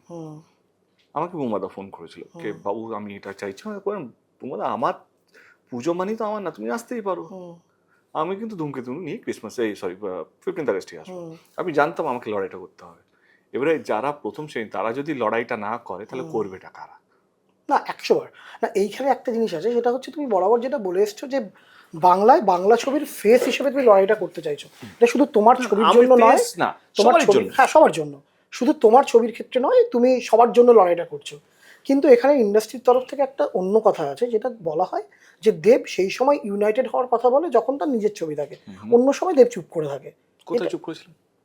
একাডেমি অফ ফাইন আর্টসের সময় যখন এত অশান্তি হচ্ছে, ফেডারেশনের তরফ থেকে একটা টাকা পয়সা নিয়ে লেনদেন নিয়ে, তখন দেবের কোনো স্টেটমেন্ট ছিল না, এটা লোকজনের বক্তব্য। মানে তো কেস টু কেস, তো একটা পার্সোনাল কেস চলছে, একটা পার্সোনাল, একটা academy of fine arts is not talking of the industry. যদি কোনো শো দেবে না, চালাতেই দেবো না, একটা হিন্দি ছবি আসে, সেটা তো পার্ট অফ মাই ইন্ডাস্ট্রি হয়ে যাচ্ছে। ওদের অভিযোগ ছিল কি এরা গুপি শুটিং করেছে, ফেডারেশন নিয়ম অনুযায়ী শুটিং করেনি। এদের হয়েছে কি আমরা ইন্ডিপেন্ডেন্ট প্রডিউসার আস্তে আস্তে করে টাকা জমিয়ে শুটিং করছি, দুজনে কেউ ভুল না। এবারে সেইখানে যখন আমার কাছে ফোন এসেছিল, আমি বললাম কি এক সপ্তাহের মধ্যে সেটেলমেন্ট করুন, এটাকে বাড়িয়ে লাভ নেই। আচ্ছা, তোমার কাছে ফোনটা এসেছিল? আমাকে ফোন করা হয়েছিল, আমাকে সৌরভই ফোন করেছিল। ও সৌরভ দাস, আচ্ছা আচ্ছা আচ্ছা। আমি সৌরভকে বললাম কি দেখো এটাকে ঘেটিয়ে লাভ নেই, একটা তো ফেডারেশন নিয়ম আছে, সেটা আমাকে মিনিমাম নিয়ম তো রেসপেক্ট দিতেই হবে। তোমরা সেভাবে সেই নিয়মভাবে শুটিং করোনি, তো সারেন্ডার করে দেওয়া হলো কি ভাই আমরা সেই সময় এরকম ভাবে এসেছিলাম, আমরা ভাবিনি ছবিটা এরকম ভাবে হাইপ হবে। তো সেটা সব there is always a way of sorting things out, হ্যাঁ, আমার মনে তার সেই ঠিক পদ্ধতিটাই নিয়েছে। আচ্ছা, তুমি অ্যাডভাইসটা করেছিলে যে তোমরা গিয়ে, আমি সৌরভকে যা বলার বলেছিলাম এখানে অ্যাগ্রেসিভ হয়ে লাভ নেই, এইখানে এইটা করে লাভ নেই। তাদের কাছে আছে কি ভাই প্রোটোকলের মধ্যে তো আছেই কি ভাই তোমাকে একটা, আর সেই প্রোটোকলটা সবাই সাইন করেছে, তো এই মৌটা তো সবার মধ্যে হয়েছে, সবাই জানে যে কি নিয়মে তুমি তোমার অফকোর্স একটা ছবি বানাতে গেলে প্রচুর পরিশ্রম করতে, সেটা আমার থেকে বেশি কেউ জানে না। একদম নতুন ডিরেক্টর, সে এদিক ওদিক থেকে টাকা নিয়ে আসছে, হয়তো অনেক ছবি যা চোখেই পড়ে না, তারাও হয়তো গুপি শুটিং করছে হয়তো, কিন্তু তারা ওই লাইমলাইটটা পাচ্ছে না, তাই না, আস্তে করে বেরিয়ে যাচ্ছে। তুমি ধরা পড়েছো, বাকি তো বেস্ট আমরা সবাই জানি। সেই ঝগড়া করে অশান্তি করে কিছু হয় না। আমি তো যেই ডিস্ট্রিবিউটার ছিল তাকে পার্সোনালি ফোন করেছিলাম, যে ওয়াটটু এর কথা বলছো, আমি প্রীতম তাকে পার্সোনালি ফোন করেছিলাম। আচ্ছা, আমি বাবাই যে শতদ্বীপ আছে তাকে পাঠিয়েছিলাম যে আমার বেশি চাই না, আমার একটা করে শো চাই। আচ্ছা, মানে যে কোনো টাইমে একটা শো দিয়ে দাও আমাকে, আমি হ্যাপি। আমার মনে হয় না ওয়াটটু ইজ ডেফিনেটলি বিগ ফ্র্যাঞ্চাইজি, আর আমারও 10 বছর পুরনো ছবি ছিল, আমিও খুব যে এক্সপেক্ট করেছিলাম ফাটিয়ে দেবে, যেটা রেজাল্ট এসছে। হ্যাঁ, কিন্তু যেভাবে আমার যে ডিস্ট্রিবিউটর ছিল শতদ্বীপকে 4 ঘন্টা বসিয়ে রেখেছে তার অফিসে। আচ্ছা, হ্যাঁ, কথাই বলেনি, আজ নিকল বাত করেন বম্বে সে অভি আশরাশ কাপু যায়নি, মানে প্রীতম জালান যারা। আচ্ছা, এবার সেটা বাবাই আমাকে বলেছে, সেটা আমার কষ্ট হয়েছে, মানে সেটা সত্যিই আমার খারাপ লেগেছিল। না, এটা তো খারাপ লাগার মতো। এবারে আমার বলো কি আমি তো একটা করে শো চাইছি, আর দুটো হলে, একটা প্রিয়া একটা নামিনা নিয়ে শো হচ্ছিল। আচ্ছা, বাকিগুলো শর্ট হয়ে গেছে। বাকিগুলো যেখানে গ্রাম বাংলায় যেখানে হিন্দি সেন্টার আছে সেখানে পুরো শোটা নেই, যেখানে আমার ছবিগুলো যেখানে যেখানে চলে সেখানে আমি বলে দেবো ভাই এখানে একটা করে শো দিয়ে দাও আমাকে। মাল্টিপ্লেক্স আমার কিছু চাইছিলাম, দুটো করে শো, 3টে করে শো, যেরকম হয় বেসিক শো। আমার ছোট অডি বড় অডি সব কিছুই ছিল না। আচ্ছা, আমি রেডি টু কম্প্রোমাইজ না, রেডি টু মিউচুয়ালি আন্ডারস্ট্যান্ডিং এর জন্য। উনি যখন 4 ঘন্টা আমার ডিস্ট্রিবিউটরকে বসিয়ে রাখলেন এবং কথা বললেন কি না সাথে কথা পরে জানাচ্ছি আপনাকে, তখন আমার মটকাটা একটু মনে হলো কি না এইটা বাংলায় একটু বেশি হচ্ছে, মানে ঠিক না। ইনফ্যাক্ট এই ঘটনার পরে যখন নন্দনে মিটিংটা হলো, তারপর তুমি বেরিয়ে যেটা বললে, এবং আমরা জানতে পারলাম যে মুখ্যমন্ত্রীর হস্তক্ষেপে বাংলায় প্রাইম টাইমে বাংলা ছবি 50% শো পাবে। বাংলার জন্য খুব ভালো খবর, নো ডাউট। কিন্তু আমার একটা প্রশ্ন, সেটা হচ্ছে যে এই যে সিঙ্গেল স্ক্রিনগুলোর যে কথা হচ্ছে, আমরা বাংলা ইন্ডাস্ট্রি থেকে এতগুলো ছবি বানাতে পারি সারা বছর ধরে, যেটা চালিয়ে প্রাইম টাইমে বাংলা ছবিকে 50% শো দিয়ে এই হলগুলো বাঁচবে? সব নিয়মের তো প্লাস এন্ড মাইনাস আছে। ঠিক, এইবারে এটাও সত্যি কি সারা বছর হিন্দিও ভালো ছবি বানায় না, প্রাইম টাইমে চলে। ওয়াটটুতে চলেনি, ওয়াটটু তো মুখ থুবড়ে পড়েছে। সেটা তো যখন একদম যখন আমরা নন্দনে যখন ছিলাম, একজন এক্সিকিউটিভ বলছিল তোর বাংলা ছবিকে একটা হলে হাউসফুল কথা 4টে শো, আমি তখনই বলেছিলাম আমারই খুব কাছের মানুষ দাউদুল দাইকেই বলেছিলাম, তুমি কি গ্যারান্টি দিতে পারো একটা হিন্দি ছবি 4টে শো ফুল করাতে পারো? ঠিক ঠিক, গ্যারান্টি তো আমরা কেউ দিতে পারি না, সিনেমা লড়াই করার জায়গা তুমি নিতে পারো না। ঠিক, তো উনিও বুঝলেন, আমিও আমরা বুঝলাম কি পুরো সিচুয়েশনটা।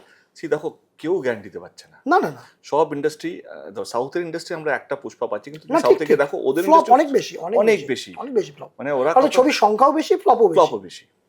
ট্রু। তো আমার মনে হয় কি it's a learning process, and প্রত্যেক কটার ডিসিশনের একটা প্লাস একটা মাইনাস থাকে। এটা ট্রায়াল এন্ড এরর বেসিসে আছে। প্রথম যখন দিদি সিদ্ধান্তটা নিয়েছিল সেটা ইন্ডাস্ট্রির পক্ষে ছিল। এবারে সেই আমরা দিতে পারি, বাট এটা তো কোথাও লেখা নেই কি হিন্দি ছবি যদি ভালো আসে, বাংলা ছবি সেরকম যদি না থাকে হিন্দি ছবি চালাতে পারো তো। আচ্ছা, সেটা পারে। আচ্ছা, আমি বলছি ফেস্টিভ্যাল টাইমে কথাটা Festival কথা। এবারে যদি আমাদের একটা কিছু কিছু পিরিয়ড আছে যেখানে সত্যি বাংলা ছবি আসছে, যেমন কৌশিক গাঙ্গুলির ছবি, হুম যারা ওই জায়গা পৌঁছেছে হুম তাদের ছবি তো একটা মানসম্মান জায়গা তো পাবে। ঠিক, তাকে তো আমার মতন, আমার ডিস্ট্রিবিউটার মতন 4 ঘন্টা তো বসে থাকতে হবে না কারো অফিসে। মানে যেই প্রসেসে আমি গেছি তাদেরকে তো সেই 4 ঘন্টা 5 ঘন্টা কোনো হলে গিয়ে বসে থাকতে হচ্ছে না। অ্যান্ড অফকোর্স সেই ছবিটা যদি ভালো না হয় তো হিন্দি ছবি পরের উইক থেকে আবার শিফট হয়ে যাবে। পরে দুদিনে নামিয়ে দুদিনের দেয়, মতো নামিয়ে সানডে দেয়। অবধি যেতে দেয় না। হুম মানে এটা কেউ আটকাতেও পারে না। অফকোর্স কেন কে সিঙ্গেল স্ক্রিন কেন সেই এটা নেবে, ঝুঁকিটা নেবে? ঠিক। এইবার পুজোর সময় 4টে ছবি রিলিজ ছিল, Correct. সেটা নিয়ে যে পরিমাণ কাদা ছোড়াছড়ি হয়েছে, আমি মানে করেছি। না না, আমি একবার তোমাকে বলছি না, আমি বলছি যে পরিমাণ হয়েছে কাদা ছোড়াছড়ি সেটা নজিরবিহীন। মানে আমাদের ইন্ডাস্ট্রিতে সাম্প্রতিক আমিও দেখি, অতীতে আমিও আমরা দেখি। কখনো আমি দেখিনি। 20 বছর হয়ে গেছে, আমিও দেখি। ঠিক তাই। এবং এই সময় কিন্তু অদ্ভুতভাবে কোনো হিন্দি সিনেমা নিয়ে কিন্তু মারামারিটা হয়নি, 4টে বাংলা ছবির মধ্যে একটা লড়াই চলছে যে শো পাওয়ার চারটের সঙ্গে কি হচ্ছে? আমি বোম্বা দাদা খুব ভালোই ছিলাম। না। বোম্বা দাদার আমরা প্ল্যাটফর্ম। সোশ্যাল মিডিয়া যেটুকু দেখেছি, ফ্যানদের তরফ থেকে বিভিন্ন জায়গা থেকে যা সব কথাবার্তা এসছে, তা আমাদের বক্তব্যটা খুব পরিষ্কার। এতে কি আমাদের ইন্ডাস্ট্রিতে যে কফিনে পেরেকটা কি আমরাই মারছি না? যখন আমরা নিজেরাই আসছি এটা কি আজকে চোখে পড়লো? না না, এটা তো পড়ে চিরকালই এসছেই। চোখে পড়ছে। কিন্তু এবার যখন যদি একটা আমি- আন্ডারস্ট্যান্ডিং হলো ধূমকেতুর সময়, যে আমরা প্রাইম টাইম শো নিয়ে একটা ভাবনা চিন্তা হলো, মুখ্যমন্ত্রী বললেন, তারপরে সত্যি সত্যি একটা পজিটিভ দিকে এগোচ্ছিল। তারপরে এলো পুজো, মানে পুজোর সময়টা আনএক্সপেক্টেড, মানে যেটা 4টে বাংলা ছবি নিয়ে এরকম লেভেলে একটা কাদা ছোড়াছড়ি হলো। প্রবলেমটা কি হচ্ছে জানিস কৌশিক? কেউ ইন্ডাস্ট্রির জন্য লড়ছে না, সবাই দেবের সঙ্গে লড়ছে। দেবের বিরুদ্ধে লড়ছে। হ্যাঁ, দেবের সঙ্গে না, দেবের দেবের বিরুদ্ধে বিরুদ্ধে লড়ছে। লড়ছে। পার্থক্য এটাই। এবার প্রশ্নটা দেখ ঘুরে। কেন? অ্যাচিভমেন্ট তো একটা জায়গা, শুধু কি সেটাই, নাকি অন্য কোনো ভেস্টেড ইন্টারেস্ট আছে? আমি এই প্রশ্নের উত্তর না না না, নিশ্চয়ই এটা নিয়ে তোমার টিমের মধ্যে নিশ্চয়ই তোমাদের কথা উই আর ভেরি অপটিমিস্টিক। আচ্ছা। আমরা কোনো নেগেটিভিটিকে এন্টারটেইন করি না, আমরা আমাদের অফিসে কোনো নেগেটিভ জিনিসকে আলোচনাই করি না। What next? পুজো শেষ, আমরা প্রজাপতি টু নিয়ে কি প্ল্যানটা করব? ঠিক। আচ্ছা, এইখানে আসি আমি একটা প্রশ্ন, সেটা হচ্ছে যে এই যে ফেডারেশনের তরফ থেকে স্বরূপ বিশ্বাসের নেতৃত্বে একটা স্ক্রিনিং কমিটি তৈরি হলো। সেই স্ক্রিনিং কমিটি কি ঠিক করলো যে ফেস্টিভ্যাল টাইমে 3টে ছবির বেশি একসাথে রিলিজ করতে পারবে না, এবং সেই 3টে ছবি কোন 3টে ছবি হবে সেটা ডিসাইড করবে স্ক্রিনিং কমিটি। এটা কি তোমরা সবাই একমত এটা নিয়ে? আর একটা অ্যাড করলে তো আরো হয়ে যাবে। না, এটা তোমরা সবাই একমত যে 3টে ছবি? বলা হয়েছে 2026-এ দেব যেন কোনো ছবি পুজোতে না নিয়ে আসে। হ্যাঁ, আমার মুখের সামনে বসে বল, তুমি নেক্সট ইয়ার পুজোতে ছবি নিয়ে আসবে না। তুমি সেটা অ্যাকসেপ্ট করেছো? আমাদের দুটো রিজন বলো, কারণ আমাকে তো প্রেস কনফারেন্স করতে হবে, আমি যে পুজোতে আসবো না হ্যাঁ। একটু লিখে আমাকে দিয়ে দাও, তুমি 2026-এ পুজোতে আসতে পারবে না। আর আমি আচ্ছা। জানতে চাইছি কেন আসতে পারবো না। হ্যাঁ, কারণটা তো হবে না তুমি। আর আমি অ্যাকসেপ্ট করছি, কিছু কারণ তো দাও। অবশ্যই। নবীন ভাইয়া ছিল, পঙ্কজ ছিল, বাকি বাবাই ছিল, তাহলে এক্সিকিউটিভ থেকে জিজ্ঞেস করিনি কে রেজাল্ট কি আছে? না না, আমি বলছি তোমরা কি চাও আমি পুজোতে যাতে না আসি 2026? না, দেবকা পিকচার তো চাই, সবাই একমত। তাহলে কার কথা? আমরা যে স্ক্রিনিং কমিটি নিয়ে আলোচনা করছি, কার কথায় ডিসিশনগুলো হচ্ছে? যার জন্য স্ক্রিনিং কমিটিটা ফর্ম হয়েছে, আই এম দ্য রিজন। যার জন্য প্রাইম টাইমগুলো দিদি প্রাইম বাংলা ছবি প্রাইম টাইমে চলবে, আমার জন্য। আমি ওয়াজ দ্য ওই কান্ধারি যে এটা দিদিকে গিয়ে বললাম কি সমস্যাগুলো হচ্ছে, দিদি প্রেসিডেন্টটা সেট করলো, অর্ডারটা পাস করলো, তারপরে স্ক্রিনিং কমিটি হলো আমার জন্য। সেই কমিটিতে মিটিংয়ে বলা হয়েছে দেবকে কিভাবে আটকানো যায়। যেটা একটু আগে লাইনটাও বললাম, কেউ ইন্ডাস্ট্রি বড় হবে লড়ছে না, এর বিরুদ্ধে লড়তে সবাই ব্যস্ত। এটা তোমার সামনেই আলোচনা হচ্ছে, তোমাকে বলা হচ্ছে তুমি লিখে দিল আসবে, এই 3টে ছবি আসবে, তুমি আসবে না। তোমার কি উত্তর ছিল? আমাকে দুটো রিজন দাও আর লিখে দাও কি আমি আসবো না। যেই ছেলেটা, তোমরা লড়াই করছো 10টা সিনেমা হল শহরের মধ্যে, 150টা সিঙ্গেল স্ক্রিন আছে, ঠিক। আমি একমাত্র হিরো যে 150টা সিনেমা হলে রিলিজ করি আমার ছবিগুলো। ফেস্টিভ্যালের লোকে বড় ছবি দেখতে ভালোবাসে, আমি একমাত্র হিরো এখন দাঁড়িয়ে ব্যাক টু ব্যাক 8 কোটি টাকার ছবি করে যাচ্ছি। তোমরা 2 কোটি টাকার ছবি নিয়ে বলছো কি 2 কোটি টাকা মিনিমাম বেঞ্চমার্ক, আমি 8 কোটি টাকার ছবি করছি।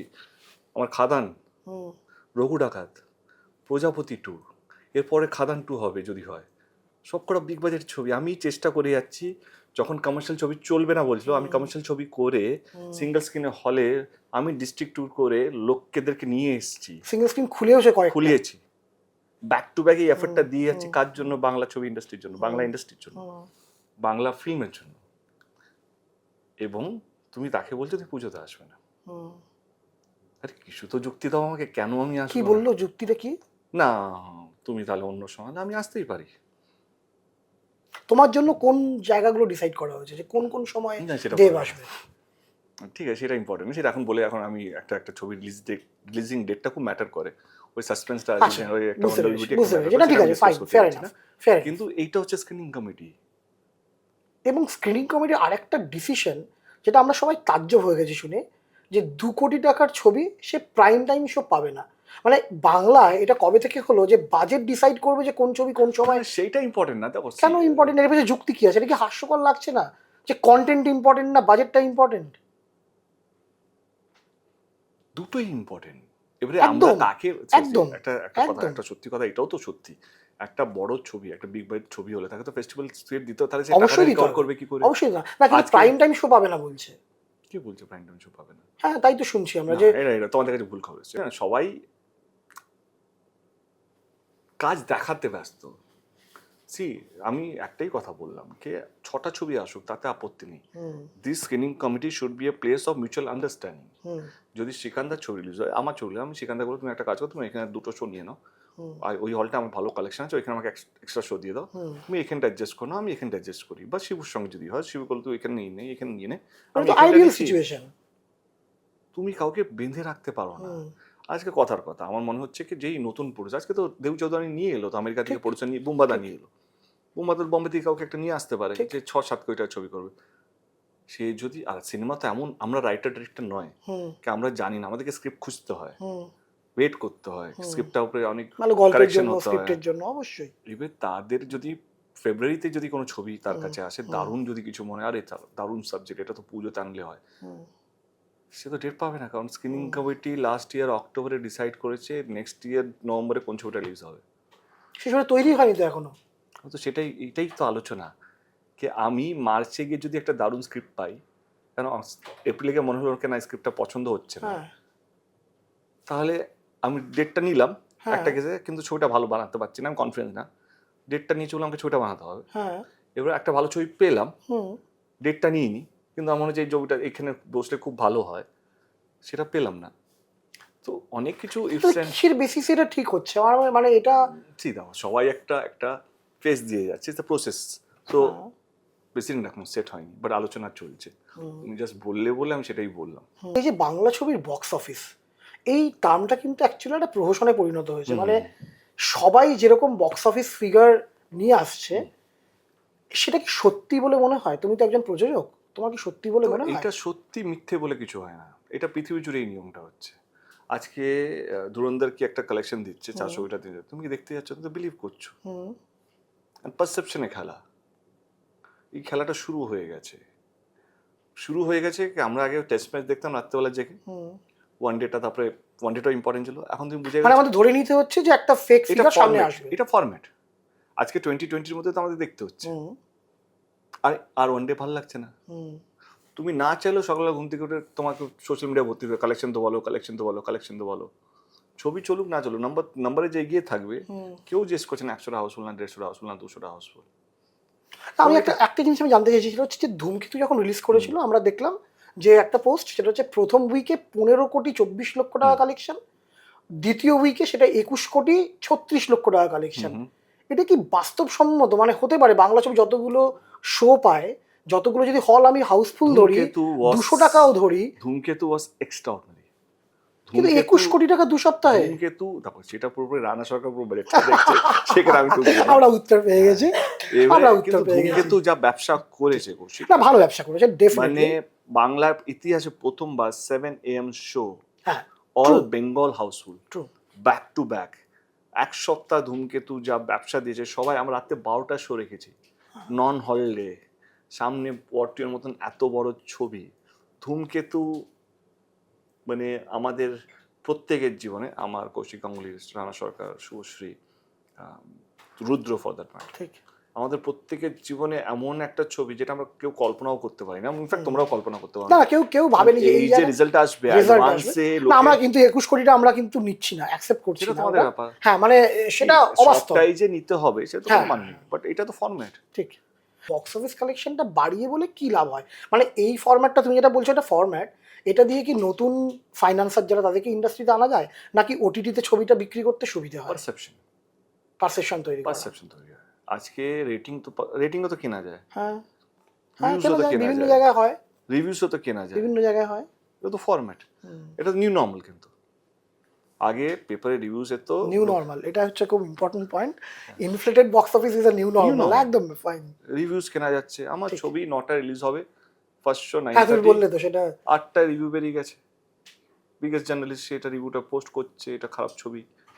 New normal, biggest journalist. Biggest journalist new normal. তো মানে এমন এমন ইনফ্লুয়েন্সাররা লিখছে নিউ নর্মাল। এক মানে মানে আমাদের কাছেও আসে কি ইউনো আইএমডিবিতে রেটিং বাড়ানো কিভাবে করতে হয়, কত টাকা লাগে, বুক মাই শোতে রিভিউজ বাড়ানো কিভাবে লাগে, সব কিছু জানা যায়। পাইরেসি আটকাতে টাকা দিতে হয়, সে টাকা নিচ্ছে, সে আবার পাইরেসি পাইরেসি করছে, আটকাতে টাকা দিতে হয়? সব কোম্পানি। এইটা কিন্তু প্রথমবার শুনলাম আমরা। যে পাইরেসি করবে সেও টাকা নেবে, আর পাইরেসি বিক্রি করবে সেও টাকা নেবে। হ্যাঁ হ্যাঁ হ্যাঁ, it's a process, it's a new normal. আমরা জানি কাকে টাকা দিতে হচ্ছে। ও গিয়ে বলবে কি না এটা তো ওই দেশ থেকে হচ্ছে, ওইখানে আমাকে এটা করতে হবে, ওর যে এই সাইট থেকে আসে, এই টেলিগ্রাম থেকে আসে, তা নিয়ে ভাই টাকা নিয়ে বন্ধ করো। New normal, unbelievable. সবটাই নিউ নর্মাল। এবারে তোমাকে এর মধ্যে সার্ভাইভ করতে হবে, কি করবে? বাপরে বাপ, মানে পাইরেসি আটকানোর জন্য টাকা দেওয়া, যেহেতু বলে এবং সেটা করতে হচ্ছে, মানে তোমরা করছো, তোমরাও করছো এটা। সবাইকে দিতে হচ্ছে টাকা। আমি চিঠির পর চিঠি দিয়েছি সাইবার ক্রাইমকে, কি পাইরেসিগুলো আটকানোর জন্য এই হচ্ছে। মানে সেটা কি ভারতবর্ষের মধ্যে থেকে কোনো পকেট থেকে হচ্ছে নাকি বাইরে থেকে হচ্ছে? বড় এরিয়া থেকে হচ্ছে। Border area? হ্যাঁ, এখানে যেখানে যেহেতু সিকিউরিটি কম, এটা আচ্ছা। কম, বা মানে পাইরেসি মিন হল প্রিন্ট যেটাকে আমরা বলি। এইচডি কোয়ালিটি দিয়ে দেবো তোমাকে। ভাই হল প্রিন্ট কি বলছো? কিন্তু সে টাকা, যে পাইরেসি করছে টাকা নিচ্ছে কিন্তু। হ্যাঁ, না এইচডি দাদা, কোয়ালিটিটা কোত্থেকে দেবে? আরে স্যার কোথায় পৃথিবী অন্য জায়গায় আছো তুমি এখনো। তুমি ভাবছো ইনফ্লেটেড ফিগার বক্স অফিস নিয়ে বসে আছো, মানুষ কোথায় চলে গেছে, এইচডি তে চলে গেছে। তুমি যেটা বলি সেটা হচ্ছে যে বুম্বাদার পরে জিৎ, জিতের পরে দেব, তোমারও ইন্ডাস্ট্রিতে ডেবিউ প্রায় 20 বছর হয়ে গেল। তারপরে যে সুপারস্টার আসছে না ইন্ডাস্ট্রিতে, এর কি কারণ মনে হয়? কি কারণে হয়? আনন্দলোকের বয়স কত হলো? আনন্দলোকের বয়স 50-51 বছর। 50-20 বছরের আমি দেখেছি কৌশিক দেখেছি আসিফ, তারপরে তো কাউকে দেখতে পাইনি। কে বলেছে তোমাকে? আমি দেখতে পাইনি, আমাকে তোমার কাছে পৌঁছানোর মতো ব্যাপারটা এটা। আচ্ছা, এবার কি কি ব্যাপারটা কি? এইটা এসছে তো হয় সবাই আচ্ছা, পৌঁছতে পেরেছে না আমার 10 টিম কাছে থেকে তোমাকে তো এর আগে 2-3 জন ইন্টারভিউ না, করেছে। না, না। তোমাকে এরাই করেছে কিন্তু আমার মনে নেই, কিন্তু মনে নেই। ভাই ঠিক আছে, মনে আসছে নেই। তো।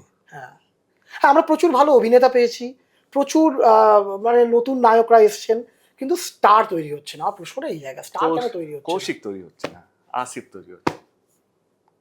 আচ্ছা, বাকি তো আছে। মানে সেটা কেন? মানে কি মনে, তোমার তো একটা ব্যাখ্যা আছে নিশ্চয়ই, কেন হচ্ছে না এটা? মানে সিঙ্গেল স্ক্রিন কমে যাওয়াটা কি একটা মেজর কারণ?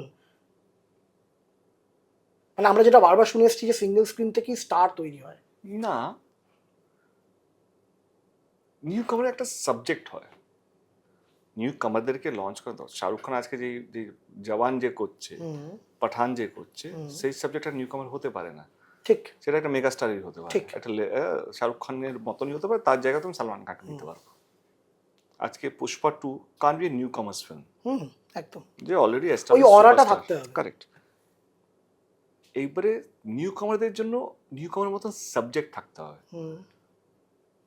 ওই যে ওদেরকে নিয়ে ভাবা, বা ওইখানে নিউ কামার, আমি যেরকম ভাবে নিউ কামার হিরোইনদেরকে করেছি, বা যেভাবে নতুন ডিরেক্টরদের বিশ্বাস করে, নতুন সাবজেক্ট আমার খুব ইন্টারেস্টিং লাগছে, আর দারুণ লাগছে। এই ভাবনাটা পুরোনো ডিরেক্টরের মধ্যে কম বেশি করে আমি বলবো আমি পাইনি, আমি ট্রাস্ট করছি।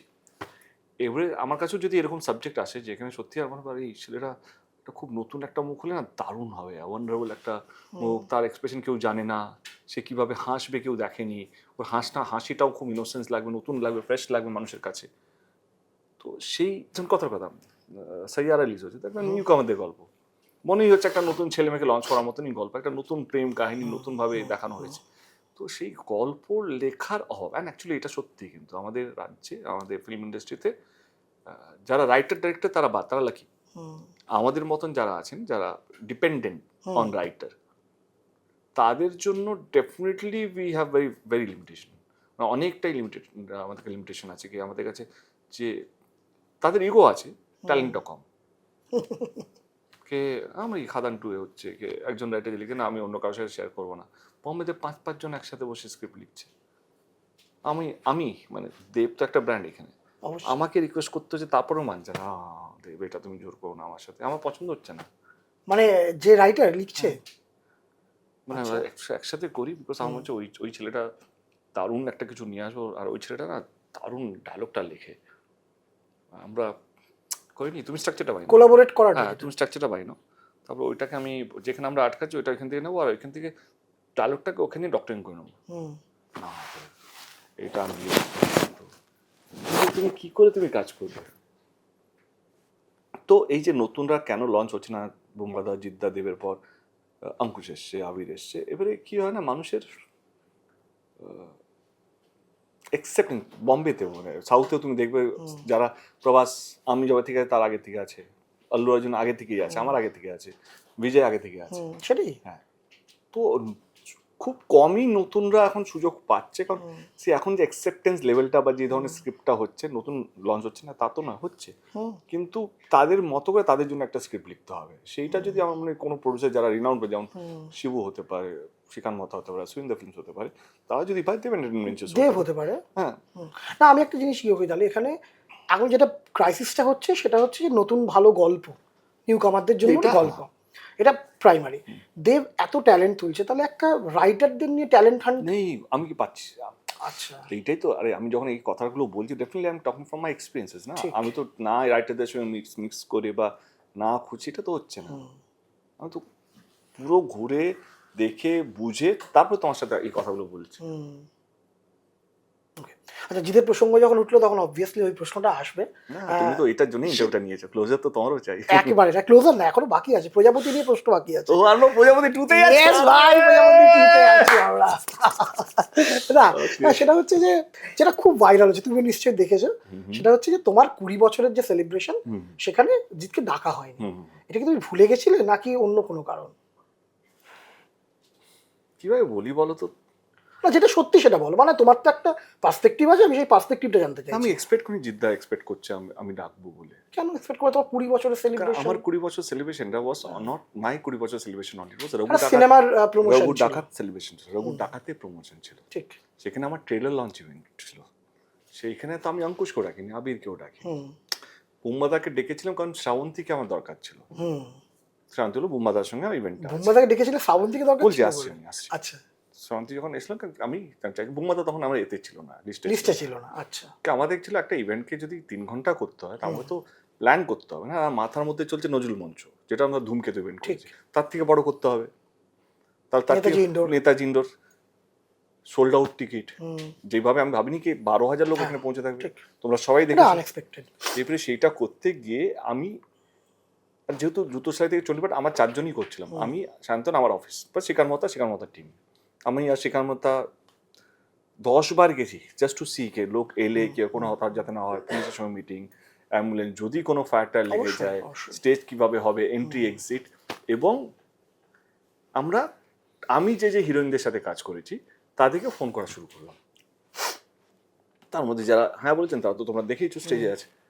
এইবারে জিদাকে ইনভাইট করা হয়েছিল, অহনা ইনভাইট করেছিল, শ্রীকান্ত ইনভাইট করেছিল, বিকজ আমার দায়িত্ব ছিল কি আমি হিরোইনদের সাথে কথা বলবো যারা পারফর্ম করবে, even Koel for that matter, সবাইকে পার্সোনালি ফোন, অফকোর্স আমারই 20 বছর তো আমাকে ফোন করা, স্টেজের সামনে যে গেস্টগুলো হবে সেটা শ্রীকান্ত মতার দায়িত্ব ছিল। আচ্ছা, কাকে এখন আমরা আলোচনা জিদ্দাকে বলবে, বলে দেখো জিদ্দা ইজ ভেরি ডিজার্ভ, যারা জানা যায় জানা, জিদ্দাকে আমি অনেকবার বাড়িতে পুজোতে ডেকেছি, জন্মদিনে ডেকেছি, আসেই না লোকটা, হ্যাঁ প্রিমিয়ার আসে না, এবারে নিজের মতো করে আছে, এবারে নিজের একটা ওয়ার্ল্ড আছে জিদ্দার। এবারে বুম্বাদা কাছের মানুষ আমার, মানে বুম্বাদা যখন তখন বললে বুম্বাদা আসবে, তার ছেলে চলে আসে, সে আমার ফার্স্ট শোতে শিরা রক্ত, দেবদার ভক্ত গিয়ে নমিনাতে গিয়ে চিৎকার করে, মানে উইথাউট এনি থিঙ্কিং দ্যাট কে তার বাবা ইজ এ লেজেন্ড, সে আমার নামে ছোটবেলা থেকে বুম্বাদা সারাক্ষণ বলে কে তুই আমার ছেলেকে পাগল করে দিয়েছিস, তুই ওকে সামলা, এ করো। তো বুম্বাদার সঙ্গে আমার অন্য রকম সম্পর্ক, যেন মিঠুনদার সঙ্গে, মিঠুনদার সঙ্গে আমি যা ইচ্ছা তাই করতে পারি, মিঠুন যা ইচ্ছা তাই বলতে পারি, মিঠুনদাও যা ইচ্ছা তাই বলতে পারি। এইটা না আমার জিদ্দার সাথে কোনোদিনও তৈরি হয়নি। হুম, মানে যেটা আমি তোর সঙ্গে করতে পারি হুম। সেটা আমি আসিফের সাথে কোনোদিনও করতে পারবো না। হুম।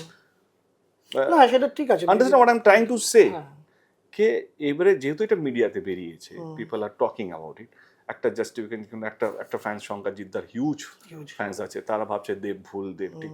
কিন্তু এটাও বুঝতে হবে যে ওই বন্ধুত্বটাই আমাদের হয়নি, আমাদের কখনো। রেসপেক্টটা আছে। কিন্তু আমি ডিসরেসপেক্ট করতে চাইনি, মানে this is also way of না, শোয়িং দ্য obviously, রেসপেক্ট। হ্যাঁ। কে আমার ইভেন্টে যেখানে আমি ট্রেল লঞ্চ করছি, যেখানে আমি আমাকে সেলিব্রেট করছি, জিদ্দার এটা ভালো লাগবে কি এসে? কারণ আমি জানি জিদ্দাকে আমি অনেক জায়গায় অনেকবার ইনভাইট করেছি, আসেনি। বাড়ির অনুষ্ঠানে বাড়ি আমার প্রথম বাড়ি যখন গৃহপ্রবেশ হয়েছিল সাউথ সিটিতে, তখন এসেছিল, তখন তুইও এসেছিল। তো তারপরে সেটাও 2009-10 হ্যাঁ, হ্যাঁ, আমার অনেক আরবানাতে long back, আমি ইনভাইট long করেছি। আমি এবারে জন্মদিন ইনভাইট করবো, দেখবো আসবো কি, আসে কি আসে না। আচ্ছা, আমরা দেখলাম তো- জিৎ আর দেবকে দেখা যাবে দেবের জন্মদিনে যদি 25 আসে কি আসে ডিসেম্বর। 25 ডিসেম্বর আমরাও যদি থাকবো, আসে তাহলে কি আসে দেখবো, না। আমরা But otherwise, ভিডিওটা করবো। it's not that কি এই ভিডিওটা purpose- রাইট কিন্তু আনন্দলোকের থাকবে, এক্সক্লুসিভটা। আচ্ছা, আহ, তো যদি যদি আসে আসে, আচ্ছা। না না কথা ইটস নট দ্যাট কি আমি না, ডিসরেসপেক্ট বুঝতে করেছি। পেরেছি। এবারে ওই সম্পর্কটা আমাদের তৈরি হয়, honestly speaking। মানে মানে জিদ্দাকে আমি যখন তখন ফোন করতাম, আমি বোম্বাদাকে যখন তখন ফোন করতে পারি, আমি জানি। আচ্ছা। আলোচনাও করতে পারি, বোম্বাদা এই ডেটটা রাখো, বোম্বাদা এটা করো, গেস্ট অ্যাপিয়ারেন্সের জন্য চলে এসো। আমি জিদ্দাকে বলেছি গেস্ট অ্যাপিয়ারেন্স করবে না, ছোড় দে আর। তো ওই রিজার্ভ ব্যাপারটা আমার আর জিদ্দার মধ্যে আছে। কিন্তু তোমার ভালো ফিজিক দেখে জিৎ তোমাকে মেসেজ করেছিল, এটাও বলেছে আমাদেরকে যে তোমার ভালো কিছু দেখলে তোমাকে মেসেজ। আমিও মেসেজ করেছি, আমি তো খাকি লাগিয়েছিলাম আমার স্টোরিতে। হ্যাঁ, খাকি যখন হ্যাঁ। লঞ্চ হয়েছে, খাকির এভরিথিং, টিজার টেলার সবকিছু আমি লাগিয়েছিলাম। সি ওই মিউচুয়াল রেসপেক্টটা আছে, আমরা কোনদিন বন্ধু হতে পারি, বন্ধু হতে পারে। আমাদের মিউচুয়াল রেসপেক্টটা আছে, কি আমরা একে অপরের কাজের প্রতি, একে অপরের পরিশ্রমের প্রতি একটা রেসপেক্ট আছে। কিন্তু ওই স্টেজে সত্যি কথা বলতে গেলে আমি এমন কিছু আমার জিদ্দাকে স্টেজে তোলার পর আমার কিছু বলার ছিল না। ওইখানে ওয়াজ দেব সেলিব্রেশন হচ্ছে, মানে আমি চাই it's a way of showing this, দেখ আমি কত বড় স্টার, এটা যাতে না প্রমাণ করতে যাই আমি, কি আমি যে মেগা স্টার হয়ে গেছি, মানে তুমি কি অলমোস্টলি আমি যদি ডাকি তাহলে এইটা প্রমাণ হবে কি আমি কত বড় স্টার এসে দেখে যান। সেটাও একটা রেসপেক্টের ব্যাপার না, সেইটা জায়গা থেকে আমি ডাকিনি, সেটা জায়গাতে আমি পার্সোনালি ফোন করিনি, কারণ আমি বুঝতে পেরেছি। আর এবং ওই দিনে সত্যি প্রচুর টেনশন লাগে। ওই 3 দিন আগে না, না, সে তো ছিল, এত বড় অনেক একটা বড় আমাদের event ছিল। এক্সপিরিয়েন্স নেই অনেক কিছু, বড় ইভেন্ট ছিল। আমাদের জিরো এক্সপিরিয়েন্স। আজকে দেখতে পাচ্ছি আমরা একটা ইভেন্ট ফ্লপ হলে কতটা কি কঠিন অবস্থা হয়। হতে পারে। তখন আমরা 10 বার ট্রোল হচ্ছে, দেব এতবার যাচ্ছে না, যে সোশ্যাল না, না, মিডিয়ার কথা ঠিক, বলছো, এতবার যাচ্ছে, এর জন্য যাচ্ছে, শুভশ্রীর জন্য 3 বার চলে গেল, ইউনো নজরুল মঞ্চে দেখতে পাবো না। রে ভাই, টেনশন, একটা ইভেন্ট উইথাউট এনি এক্সপিরিয়েন্স আমরা ঝাঁপিয়েছি। ওই ইভেন্টটাকে সাকসেসফুল করা, 4 ঘন্টা 4.5 ঘন্টা ইভেন্টকে সাকসেসফুল না, করা, ঠিক। ডিরেক্টররা পারফর্ম করছে, আর্টিস্টরা পারফর্ম করছে, বাবা মা, আমার দুটো পেট ওইখানে, ইউনো এটা ঠিকঠাক মানে হচ্ছে ওখানে কি, জিতের গুরুত্ব ঠিক মতো এস্টাবলিশ হতো না বলে আমি সেটা সম্মান একটা দিতে কারণ। পারতাম না সেখানে। বুঝতে পেরেছি। হিসাব মতো আমি বোম্বাদার সঙ্গে স্টেজে উঠতে পারিনি, কারণ তখন আমার লঞ্চ হয়। হ্যাঁ। বোম্বাদাকে বলেছিলাম আমি উঠতে পারবো না, বোম্বাদা বলল, আমাকে তাড়াতাড়ি যেতে হবে কিন্তু। হ্যাঁ। বোম্বাদার মতন স্টার এসছে, সে দেবের ইভেন্টে, দেব নেই বোম্বাদার পাশে, কিন্তু এটা বোম্বাদা বলে থেকেছে, কিন্তু অন্য কোনো হিরো বললে তো না। এবারে সেই বোম্বাদার সঙ্গে আমার সেই সম্পর্কটা আছে। আরে এই যে বললে যে তোমার বুম্বাদাকে তোমার প্ল্যানে ছিল না, বুম্বাদা প্রথমে ছিল না, মানে আমি ছিল না, মানে বুম্বাদা ইনক্লুডেড হলো বোম্বাদাকে আমি কিভাবে? রোলটাই দিতে পারছিলাম না, বোম্বাদাকে আমি কি রোলটা আচ্ছা, দেবো। আচ্ছা, আচ্ছা। মানে যেহেতু বোম্বাদারও তো একটা ছবি রিলিজ হচ্ছে, অবশ্যই একই সঙ্গে রিলিজ একই সঙ্গে তো রিলিজ হচ্ছে। বোম্বাদা সেদিন একটা ইভেন্ট ছিল, বোম্বাদা শ্রাবন্তী, নর্থ কলকাতা একটা ইভেন্ট ছিল। বোম্বাদাকে এবারে আমাকে তো সবাইকে সম্মান দিতে হবে রে ভাই। ঠিক। ভাই এত বড় বোম্বাদা তো লেজেন্ড, বোম্বাদা যতই আমার সঙ্গে বাড়িতে না, যতই না, আমরা অবশ্যই চাবলামি করি না পার্সোনাল কেন, লেভেলের সম্পর্কটা অন্যরকম, স্টেজে পাবলিক ইভেন্টে ইন্ডাস্ট্রি আমার জন্য। এরপরে আমি বোম্বাদাকে যদি সম্মান না দিতে পারি, সেটা ডেকে আমার লাভ নেই। ঠিক। মানে শুধু আমি যে কত বড় পাওয়ারফুল হয়ে গেছি এটা প্রমাণ করার জন্য আমি বোম্বাদা জিতকে গিয়ে ওখানে নাচের আমার কোনো লাভ নেই। কিন্তু সাথে ওই সোশ্যাল মিডিয়ায় 4টে ভালো ছবি উঠবে আর কি, 4টে ভালো লাইক উঠবে, কিন্তু personally I M a huge failure. ঠিক, ঠিক, ঠিক। না, এবারে যেটা বলি সেটা হচ্ছে যে এই যে ভিডিওটা যেটা আনন্দলোকে এসেছিল, এটা নিয়ে তোমার ফ্যান এবং জিতের ফ্যান প্রচুর লেখা লিখেছে, প্রচুর কন্টেন্ট রয়েছে, ভাইরাল হয়েছে, তোমাকে সবাই এই প্রশ্নটা করছে। অনেস্টলি বলছি, এটা কিন্তু আমাদের খুব ভালো লেগেছে এই কারণে যে ইন্ডাস্ট্রিতে এখনো প্রাণ আছে। মানে যেটা মোহনবাগান ইস্ট বেঙ্গল মাঠের খেলাতে আমরা দেখি যে একটা এক্সাইটমেন্ট হয়, এটা তোমরা এই যে তোমাদের ফ্যানদের মধ্যে যে লড়াই, এটা তোমরা কতটা এনজয় করো? করি না, আমি অন্তত করি না। আচ্ছা। আমি ম্যাচিওর করে গেছি, জানি না কি করে করলাম, মানে হয় উইথ মাই সেটা সময়ের এক্সপিরিয়েন্সেস, সঙ্গে অবশ্যই। With my failure, with my so many things. এটা যদি 10 বছরের আগের দিয়ে হতো তাহলে অন্যভাবে ভাবতে হয়তো। আচ্ছা। তা আমি ও তাই ভাবতে হয়তো। এখন যেহেতু ইটস নট দ্যাট কে কারণ তখন বক্স অফিসে হতো 4 কোটি টাকা এক সপ্তাহে, দেখেছি আমরা কালেকশন। মোহনবাগানের ক্ষেত্রে হয়েছিল, হ্যাঁ, ব্যাক টু ব্যাক আমাদের পরাঞ্জয় শত্রু, জ্বলিয়ে পলাশ বলা পাগলু, হয়েছিল। পরাঞ্জয়, রংবা, চাঁদের পাহাড়, তুমি নাম ফ্লপ ছবি, রোমিওগুলো নাকি বলে ফ্লপ, 3.5 কোটি টাকার ছবি, কেন লাস্ট ছবিটা 3,80,00,000 হয়েছিল বলে। মানে তো দুজনে, খোকাবাবু, খোকা 420, প্রচুর ছবি দিয়েছে তখন না, মানে এই যে হাতিবাগানটা বন্ধ হয়ে যেত, মিত্রা আর এখানে মিনার থেকে যখন শো ভাঙতো, হাতিবাগানটা বন্ধ হয়ে থাকতো, রাস্তা পুরো ব্লক, দুটো হাজার লোক, 2,000 লোক বেরোচ্ছে, 3,000 লোক দাঁড়িয়ে আছে, আবার ঢুকবে। তো সেই সময়টা না এখন, মানে আজকে যারা লঞ্চ হচ্ছে বা আজকে যারা নিউ, তাদের কাছে অতীত, মানে তাদের মানে ধ্রুপদ আমার সঙ্গে বেঙ্গল ট্যুরে ছিল এবার সে চমকে গেছে, এখনো এত ফ্যান, মানে যেই ভর্তি লোক। যে এইটা না, নিজেরা লড়াই না করে এমন কিছু লড়াই করি যাতে এদিকে বাঁচিয়ে রাখি, এই ফ্যান কালচারটাকে বাঁচিয়ে রাখি। একদম আমি সেটাই বলছি, আমার সেই জন্য আমরা খুব খুশি হয়েছি। এই যে ফ্যান কালচারটা প্রাণটা আছে, হ্যাঁ, সব জায়গায় বিলুপ্ত হচ্ছে, সাউথ ধরে রেখেছে, ঠিক। বম্বে আস্তে আস্তে কমে গেছে। তাহলে এনজয় করো না কেন বলছো? এনজয় না, ভয় লাগে। আচ্ছা, ভয়টা এটা ভাই, হ্যাঁ, অনেক সময় শালীনতার সীমা ছাড়িয়ে যায়, যেটা শিবুদার ক্ষেত্রে হয়েছিল। কখন যদি এটা হারিয়ে যায়, কখন যদি চলে যায়, কখন যদি, এই যে আমার যে লড়াই খাদান করতে হচ্ছে কেন, কালকে যখন এরাই যখন অন্য রাজ্যে যাবে, তোমরা শুধু চাকরি কথা বলছো, আমরা তো সবকিছু নিয়ে যাই অন্য রাজ্যে, আমাদের খাওয়ার, আমাদের কালচার, আমাদের ধুতি পাঞ্জাবি, আমাদের সিনেমা, যখন সবকিছু নিয়ে আলোচনা হবে, সিনেমা নিয়ে যেন আমরা আলোচনায় পিছিয়ে না থাকি। তোদের কাছে পুষ্পা আছে তো আমাদের কাছেও খাদান আছে, তোদের 7টার সময় হাউসফুল হয় বাহুবলী, তো আমারও ধূমকেতু 7টায় হাউসফুল হয়েছে। এই লড়াইয়ের মধ্যে তো আমাদের বাঙালিকে তো আমরাই তো কি বলবো, সেনাপতি বাংলা ছবির, আমি আর জিদ্দা বা বুম্বাদা ফর দ্যাট ম্যাটার। তো আমরা যদি নিজেদেরকে লড়াই করে, নিজেদেরকে ট্রোল করে শেষ করে দিই, তাহলে আমরা জাতি হয়ে বড় হতে পারবো না। আমি ট্রোলিং এর কথাই বলছি না, এই যে ফ্যানের কথা বলছি, তো ফ্যানরা যা ইচ্ছা তাই করতে পারে, দে হ্যাভ দ্য লিবার্টি, নিজেদের মধ্যে দুটো, ঠিক আছে। বাট আমি আর জিদ্দা বা আমি আর শিবু এমন কিছু না মন্তব্য করি যাতে তাদের আরো আমরা আগুন লাগিয়ে দিচ্ছি। তো সেটা ইম্পর্টেন্ট। তাহলে সেই সময়টা কি ইগনোর করাটাই বেস্ট পলিসি, নাকি কোনো একটা কথা বলে থামিয়ে দেওয়া যখন শালীনতার সীমা ছাড়িয়ে যাচ্ছে, যখন যেটা সোশ্যাল মিডিয়া তো তাই হচ্ছে। সোশ্যাল মিডিয়া হচ্ছে পুরো নেগেটিভ ওয়ার্ল্ড হয়ে দাঁড়িয়েছে। আমি সোশ্যাল মিডিয়াকে যতটুকু আমার কাজটাকে প্রমোট করার জন্য লাগে ততটুকু ইউজ করছি। আমার এমনি যেটা দিয়ে শুরু করলে এমনি ছবি, ইয়া আমি এখনো সুন্দর দেখতে, দিস ইজ মাই, বিকজ তোমার সোশ্যাল মিডিয়া প্রোফাইল তুমি তোমার খাবার দিতে হবে। এখন সবাই বলছে তোমার কত ইনস্টাগ্রামে ফলোয়ার্স আছে, কত তোমার ফেসবুকে ফলো, ম্যাটার করে। সেকেন্ড হচ্ছে কি, আমার সিনেমা যখন প্রমোট হচ্ছে, আমার মাও ফেসবুক দেখে, আর আমার মনে হয় কি যারা মুর্শিদাবাদে একটা গ্রামে অঞ্চলে আছে সেও ফেসবুক দেখে। ফেসবুকে আমার ট্রেলারটা লঞ্চ করতে হবে, আমি যে আমরা তো ইন্টারভিউ দিচ্ছি, তার মধ্যে নিশ্চয়ই কিছু একটা রিল বেরোবে, যেমন কিছু একটা ডায়নামিক বেরোবে, সেটা ভাইরাল হবে। সেটাতে কোন ছবিটা নিয়ে আলোচনা হচ্ছিল রে, প্রজাপতি, পাশে যদি সিনেমা হল থাকে, যদি কেউ বলে দেয় ভালো, আচ্ছা ছবিটা ভালো হচ্ছে, আচ্ছা টিকিট কেটে দিত আমাকে যাবো। This is way of. আমার সোশ্যাল মিডিয়া এইটুকুই।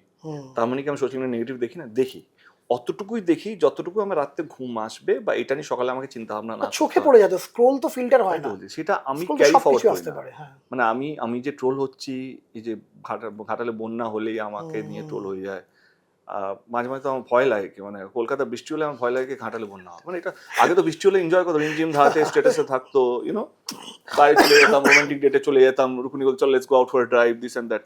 এখন বৃষ্টি হলেই ভয় লাগে, ঘাটালে বন্যা না শুরু হয়ে যায়। মানে অনেকগুলো মানুষ আমার দেখে এসেছিল আজ 10 বছর ধরে, লাইফ তো চেঞ্জ হয়েছে। এই যে বললাম 10 বছর আগের দে বা 10 বছর পার্থক্য, এইটাও একটা বিগেস্ট থিং। তো তুমি সোশ্যাল মিডিয়াকে কি, বা আমি কি ট্রোল হচ্ছি না, কেয়ার করছো না, এবারে নেগেটিভিটি সব জায়গায় থাকে, তুমি কোনটা এন্টারটেইন করতে চাও।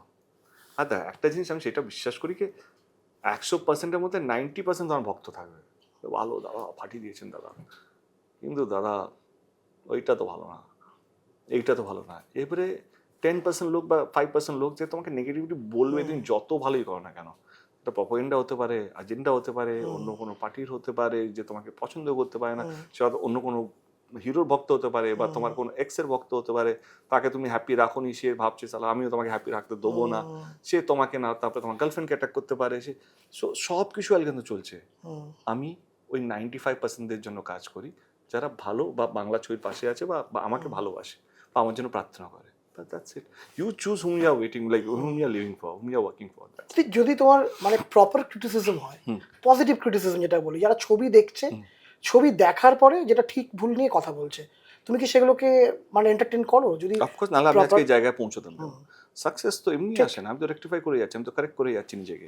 আচ্ছা, এটা আরো ভালো হলে ভালো হতো, এটা আরো এরকম হলে ভালো হতো। আমি ভেরি ফাস্ট লার্নার। তুমি আমাকে একবার ভুলটা হ্যাঁ, না ধরিয়ে হলে তো দাও, ঠিক। I'll make sure next film will come out it. আচ্ছা, এইবারে একটা জিনিস বলি, সেটা হচ্ছে যে মেগাস্টার নিয়ে একটু কথা হলো এক্ষুনি। সেটা হচ্ছে যে তোমার নামের সামনে সুপারস্টার ব্যবহার হতো, সেটা আমার নাম সে কোনোদিন সুপারস্টার ব্যবহার হতো না, কি ব্যবহার হতো? কিছুই না, দেব। না না না, সুপারস্টার দেব ছিল, সুপারস্টার দেব, তারপর সেটা সরে গিয়ে মেগাস্টার দেব হলো। এই যে পরিবর্তনটা, এটা মানে কে ইনিশিয়েট করলো এটা? তা সুপারস্টার আমি কোনোদিন আমার নামের সামনে লাগাইনি। সরাসরি মেগাস্টার? হ্যাঁ, ডাইরেক্ট মেগাস্টার। অজীব না, বাট সুইট। আমার এই জেস্টটা আমার সুইটই লেগেছে, মানে অনেস্টলি স্পিকিং। শ্রীকান্ত মহতার আইডিয়া, আমি আগেও বলেছি। আচ্ছা, শ্রীকান্ত দা, আমি যখন লন্ডনে প্রজাপতি 2 এ শুট করছি, যখন টিজারগুলো আসে না, যেরকম আজকে আমরা এটা দেখলাম অ্যানিমেশনটা, সেরকমই টিজার এসেছিল, তো এখানে লেখা ছিল সুপারস্টার। অহনাই পাঠিয়েছিল, অহনা সবাই জানে যারা শি ইজ দ্য মার্কেটিং। আমাকে ও পাঠালো, দেখলো সুপারস্টার দেব লেখা আছে, আমি ফোন করলাম, ভাই আমি আমার নামের সামনে তো ভুল করে অন্য হিরোর এটা পাঠিয়েছি, আমি লাগাই না, ইগনোর। না, শ্রীকান্তাকে বল সুপারস্টার দেবটা সরিয়ে দে, দেব লিখে দে, অ্যান্ড যদি ইন অ্যান অ্যাস সেটা কোটা আউট করে দে।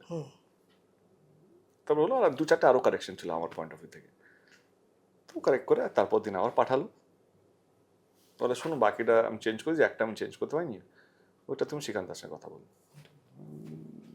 নর্মাল মাইন্ডে দেখছি মেগাস্টার দেব করে দিয়েছে, ওকেই ফোন করলাম, বলে এটা কি হলো?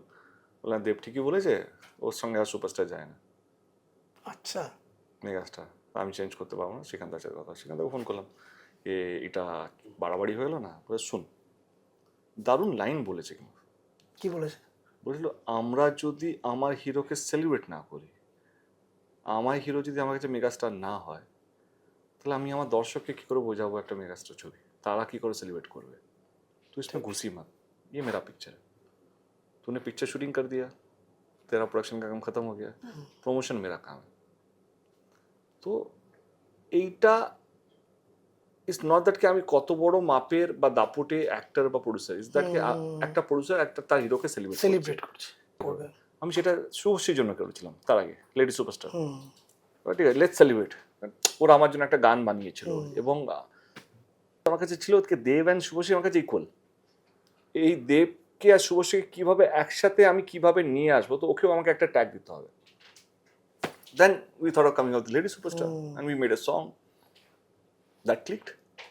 এই যে লিওনেল মেসিকে নিয়ে যেটা ঘটলো কলকাতায়, একটা অত্যন্ত লজ্জাজনক ঘটনা আমাদের লজ্জা বাড়ছে যখন অন্যান্য স্টেটকে দেখছি, একদমই তাই, একদম অন্যান্য বাড়ছে। স্টেটের ভিডিওগুলো দেখে আরো বেশি লজ্জা হচ্ছে। বাড়ছে আর কি, লজ্জা এই যে আমাদের দেশে বা আমাদের রাজ্যে স্পেশালি বলছি, সেলিব্রিটিদের প্রতি রাজনৈতিক নেতাদের এই যে অতিরিক্ত হ্যাংলামো, এইটা কি আমাদের রাজ্যের অধঃপতনের একটা কারণ বলে মনে হয়? না না, আমার মনে হয়, see I tell you honestly speaking, এখন সবটাই কানেক্টেড হবে, সবটাই মনে হয় সবই আমাদের খারাপ না, সবই আমাদের খারাপ তো অবশ্যই নয়, কারণ আমাদের বড় বড় ইভেন্ট করছে, সব বড় বড় সিঙ্গার এসে পারফর্ম করে গেছে, কিছুদিন আগে সালমান খান পারফর্ম করে গেছে, দাবাং ট্যুর করে গেছে, প্রচুর বড় বড় শো হয়, প্রচুর বড় বড় ইভেন্ট হয়।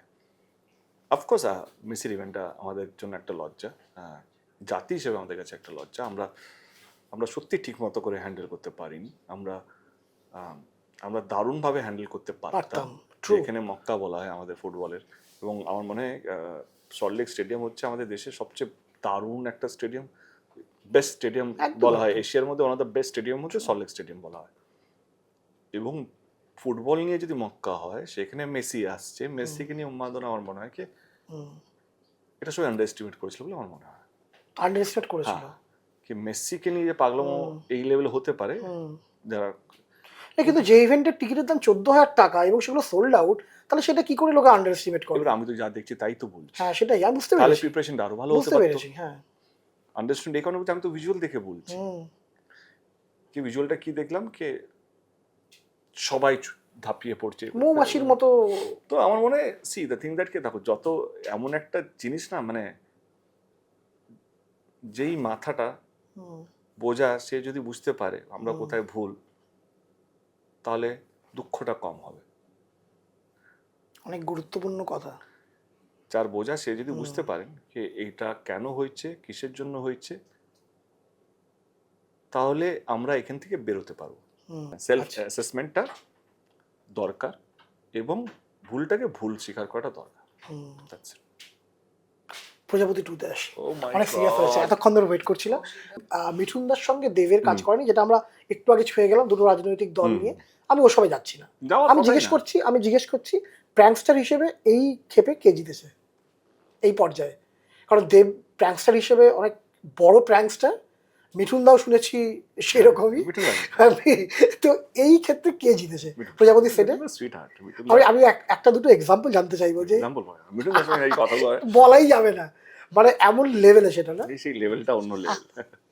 আচ্ছা, যেটা আমরা শুরুতেই বলছিলাম সেটা হচ্ছে অতনুদা বলেছে যে জিৎ গাঙ্গুলির এই ফিরে আসা, এই কামব্যাক, মানে এটা হচ্ছে কামব্যাক ফিল্ম। আমি বিশ্বাস করি না কামব্যাক, কারণ আমার মনে হয় জিৎ গাঙ্গুলি ইজ লেজেন্ড। অবশ্যই। লেজেন্ডে কোনদিন কামব্যাক হয় না, লেজেন্ডই হয়। এবারে জিৎ গাঙ্গুলিকে দিয়ে তুমি যদি বলো, মানে form is temporary, class is permanent. হ্যাঁ অফকোর্স ইয়েস। এবারে জিৎ গাঙ্গুলিকে নিয়ে তুমি যদি আতলামও করো তাহলে তো সমস্যা। জিৎ গাঙ্গুলির মতন খেলতে খেলতে দিতে দিতে হবে। হবে। True. আজকে তুমি ওকে ফ্রি হ্যান্ড দিয়েছো, সবাই দেখতে পাচ্ছে রেজাল্টটা। প্রজাপতি 2 ভিশনটা ওয়াজ ভেরি ক্লিয়ার আফটার খাদান। আমরা কমার্শিয়াল ছবি বানাচ্ছি, আমরা শুধু ফ্যামিলি ড্রামা বানাচ্ছি না, আমরা এমন ছবি বানাচ্ছি যেটা আমার সব জায়গায় যেন চলতে পারে। তো সেই ভাবনা চিন্তা থেকে প্রজাপতি 2 বানানো, এবং অভিজিৎ দা, অতনুদা এবং আমাদের শুভদীপ যিনি রাইটার, 4 জন মিলে 1 বছর ধরে আমরা স্ক্রিপ্টে কাজ করেছি। ইনফ্যাক্ট এটা তো 2024-এ রিলিজ হওয়ার কথা ছিল, তখন আমার মনে হলো না কমার্শিয়াল ছবি, মানে একটা অ্যাকশন মাস ফিল্ম করতে চাই আমি, এবং ওদেরকে যেখান থেকে request করি, খাদান এলো। ভালোই হলো এক পক্ষে, যেহেতু আমরা একটু বেশি টাইম পেলাম। এবং যখন জিদ্দা এলো, আই ওয়ান্ট জিৎ গাঙ্গুলিস ওয়ে। আমাদের প্রথম গানটা হয়েছিল আই লাভ ইউ পাপা। গানটা শুনলাম, অভিজিৎ ছিল, অভিজিৎকে বললাম এই গানটা কিন্তু লিপে হবে, হ্যাঁ তুই শুধু মনটাচ করতে চাও না, তুমি যা বলবে না, এত ভালো গান। Actually I love papa was such a beautiful song. Emotional song. বললাম না, এবারে কোরিওগ্রাফার হবে। অভিজিৎ এবং অতনুদার ছবিতে প্রথমবার কোরিওগ্রাফার ইউজ হয়েছে। আচ্ছা। হ্যাঁ, প্রজাপতি যে টাইটেল ট্র্যাকটা আমরা একটা ও লাইভ বলে শুট করে এসেছিলাম অন্য একটা গানের উপরে। আমি বললাম, আপনাকে একটাই কথা বললাম, এটা হুক লাইনটা ইংলিশে। আমি অলরেডি লন্ডনে শুট করছি, অলরেডি সব ফরাসিটা আমার আশেপাশে করছে, মানে ব্রিটিশটা। হ্যাঁ। তো আমি মাটির গান চাইছি, মানে আমরা you have to break the myth. তুমি পরাণ যায় চাইছি একটা টিপিক্যাল ফোক, যেটা একটু বাংলাদেশি টোন হবে, একটু বাঙাল ভাষা হবে। এটা তো হয়ে গেছে, বড় বড় সিঙ্গাররা গিয়ে দিয়েছে, তাদেরকে কেউ না বলবে না, কেন বলতে হবে? কারণ আমি এটাই, যেটা লাগবে সেটা ছবির জন্য লাগবে। তাহলে সেই বড় বড় সিঙ্গারকে তুমি সামলাও, আমার নাম বলো, জিদ্দাকে ফোন করো আগে, আধ ঘন্টা 2টো লাইন শোনালো আমাকে। অতনদাকে বললাম তুই একটু গিটারে গিয়ে পাঠিয়ে দাও, এলো সে, অতনদাকে পাঠালাম, অভিজিৎকে পাঠালাম, আমি বললাম এটা কিন্তু লক করলাম। তারপরে প্রজাপতি বসলো গায়েতে। তো জিৎ গাঙ্গুলি নিয়ে যখন কথা হচ্ছে, তোমাকে জিৎ গাঙ্গুলির মতন খেলতে দিতে হবে। তুমি জিৎ গাঙ্গুলিকে বলতে পারো না কিন্তু অনুপমের মতন গান বানাও, বা অনুপমকে বলতে পারো জিৎ গাঙ্গুলি, তাদের নিজস্ব একটা ঘরানা আছে, তার জন্য তারা তাদের জায়গায়। তো আমার মনে হয় কি আমরা হ্যাপি, জিদ্দা যেভাবে গান দিয়ে, জিদ্দা এবং প্রসেন এবং প্রিয়দা আমাদের অনেক পুরনো লিরিসিস্ট, তার পুরো টিম, আমাদের সিঙ্গার টিম, আমার মনে হয়, এবং রথিজিৎ দারুণ, কালকে ছবিটা দেখলাম, ও দারুণ কাজ করেছে। রথিজিৎ আমাদের ব্যাকগ্রাউন্ড করছে, সবাই মিলে আমার মনে হয় কি দারুণ একটা মিউজিক্যাল অ্যালবাম তৈরি করতে পেরেছে। এবং জিদ্দাকে পুরো ক্রেডিট, মানে Jeddah is not back, legend কোনো ব্যাক করে না, লেজেন্ড দেখায় কি আমি কত বড়, তোমরা ইউজ করোনি। এই যে ফুটবে বিয়ের ফুল যখন প্রজাপতি বসবে গায়ে, এটা নিজের জীবনে থিম সং হিসেবে কবে দেখা দেবে? ভালোই তো আছে জীবনে, ভালো। আমি কিন্তু পারমিশন পেয়ে গেছি জিজ্ঞেস করার।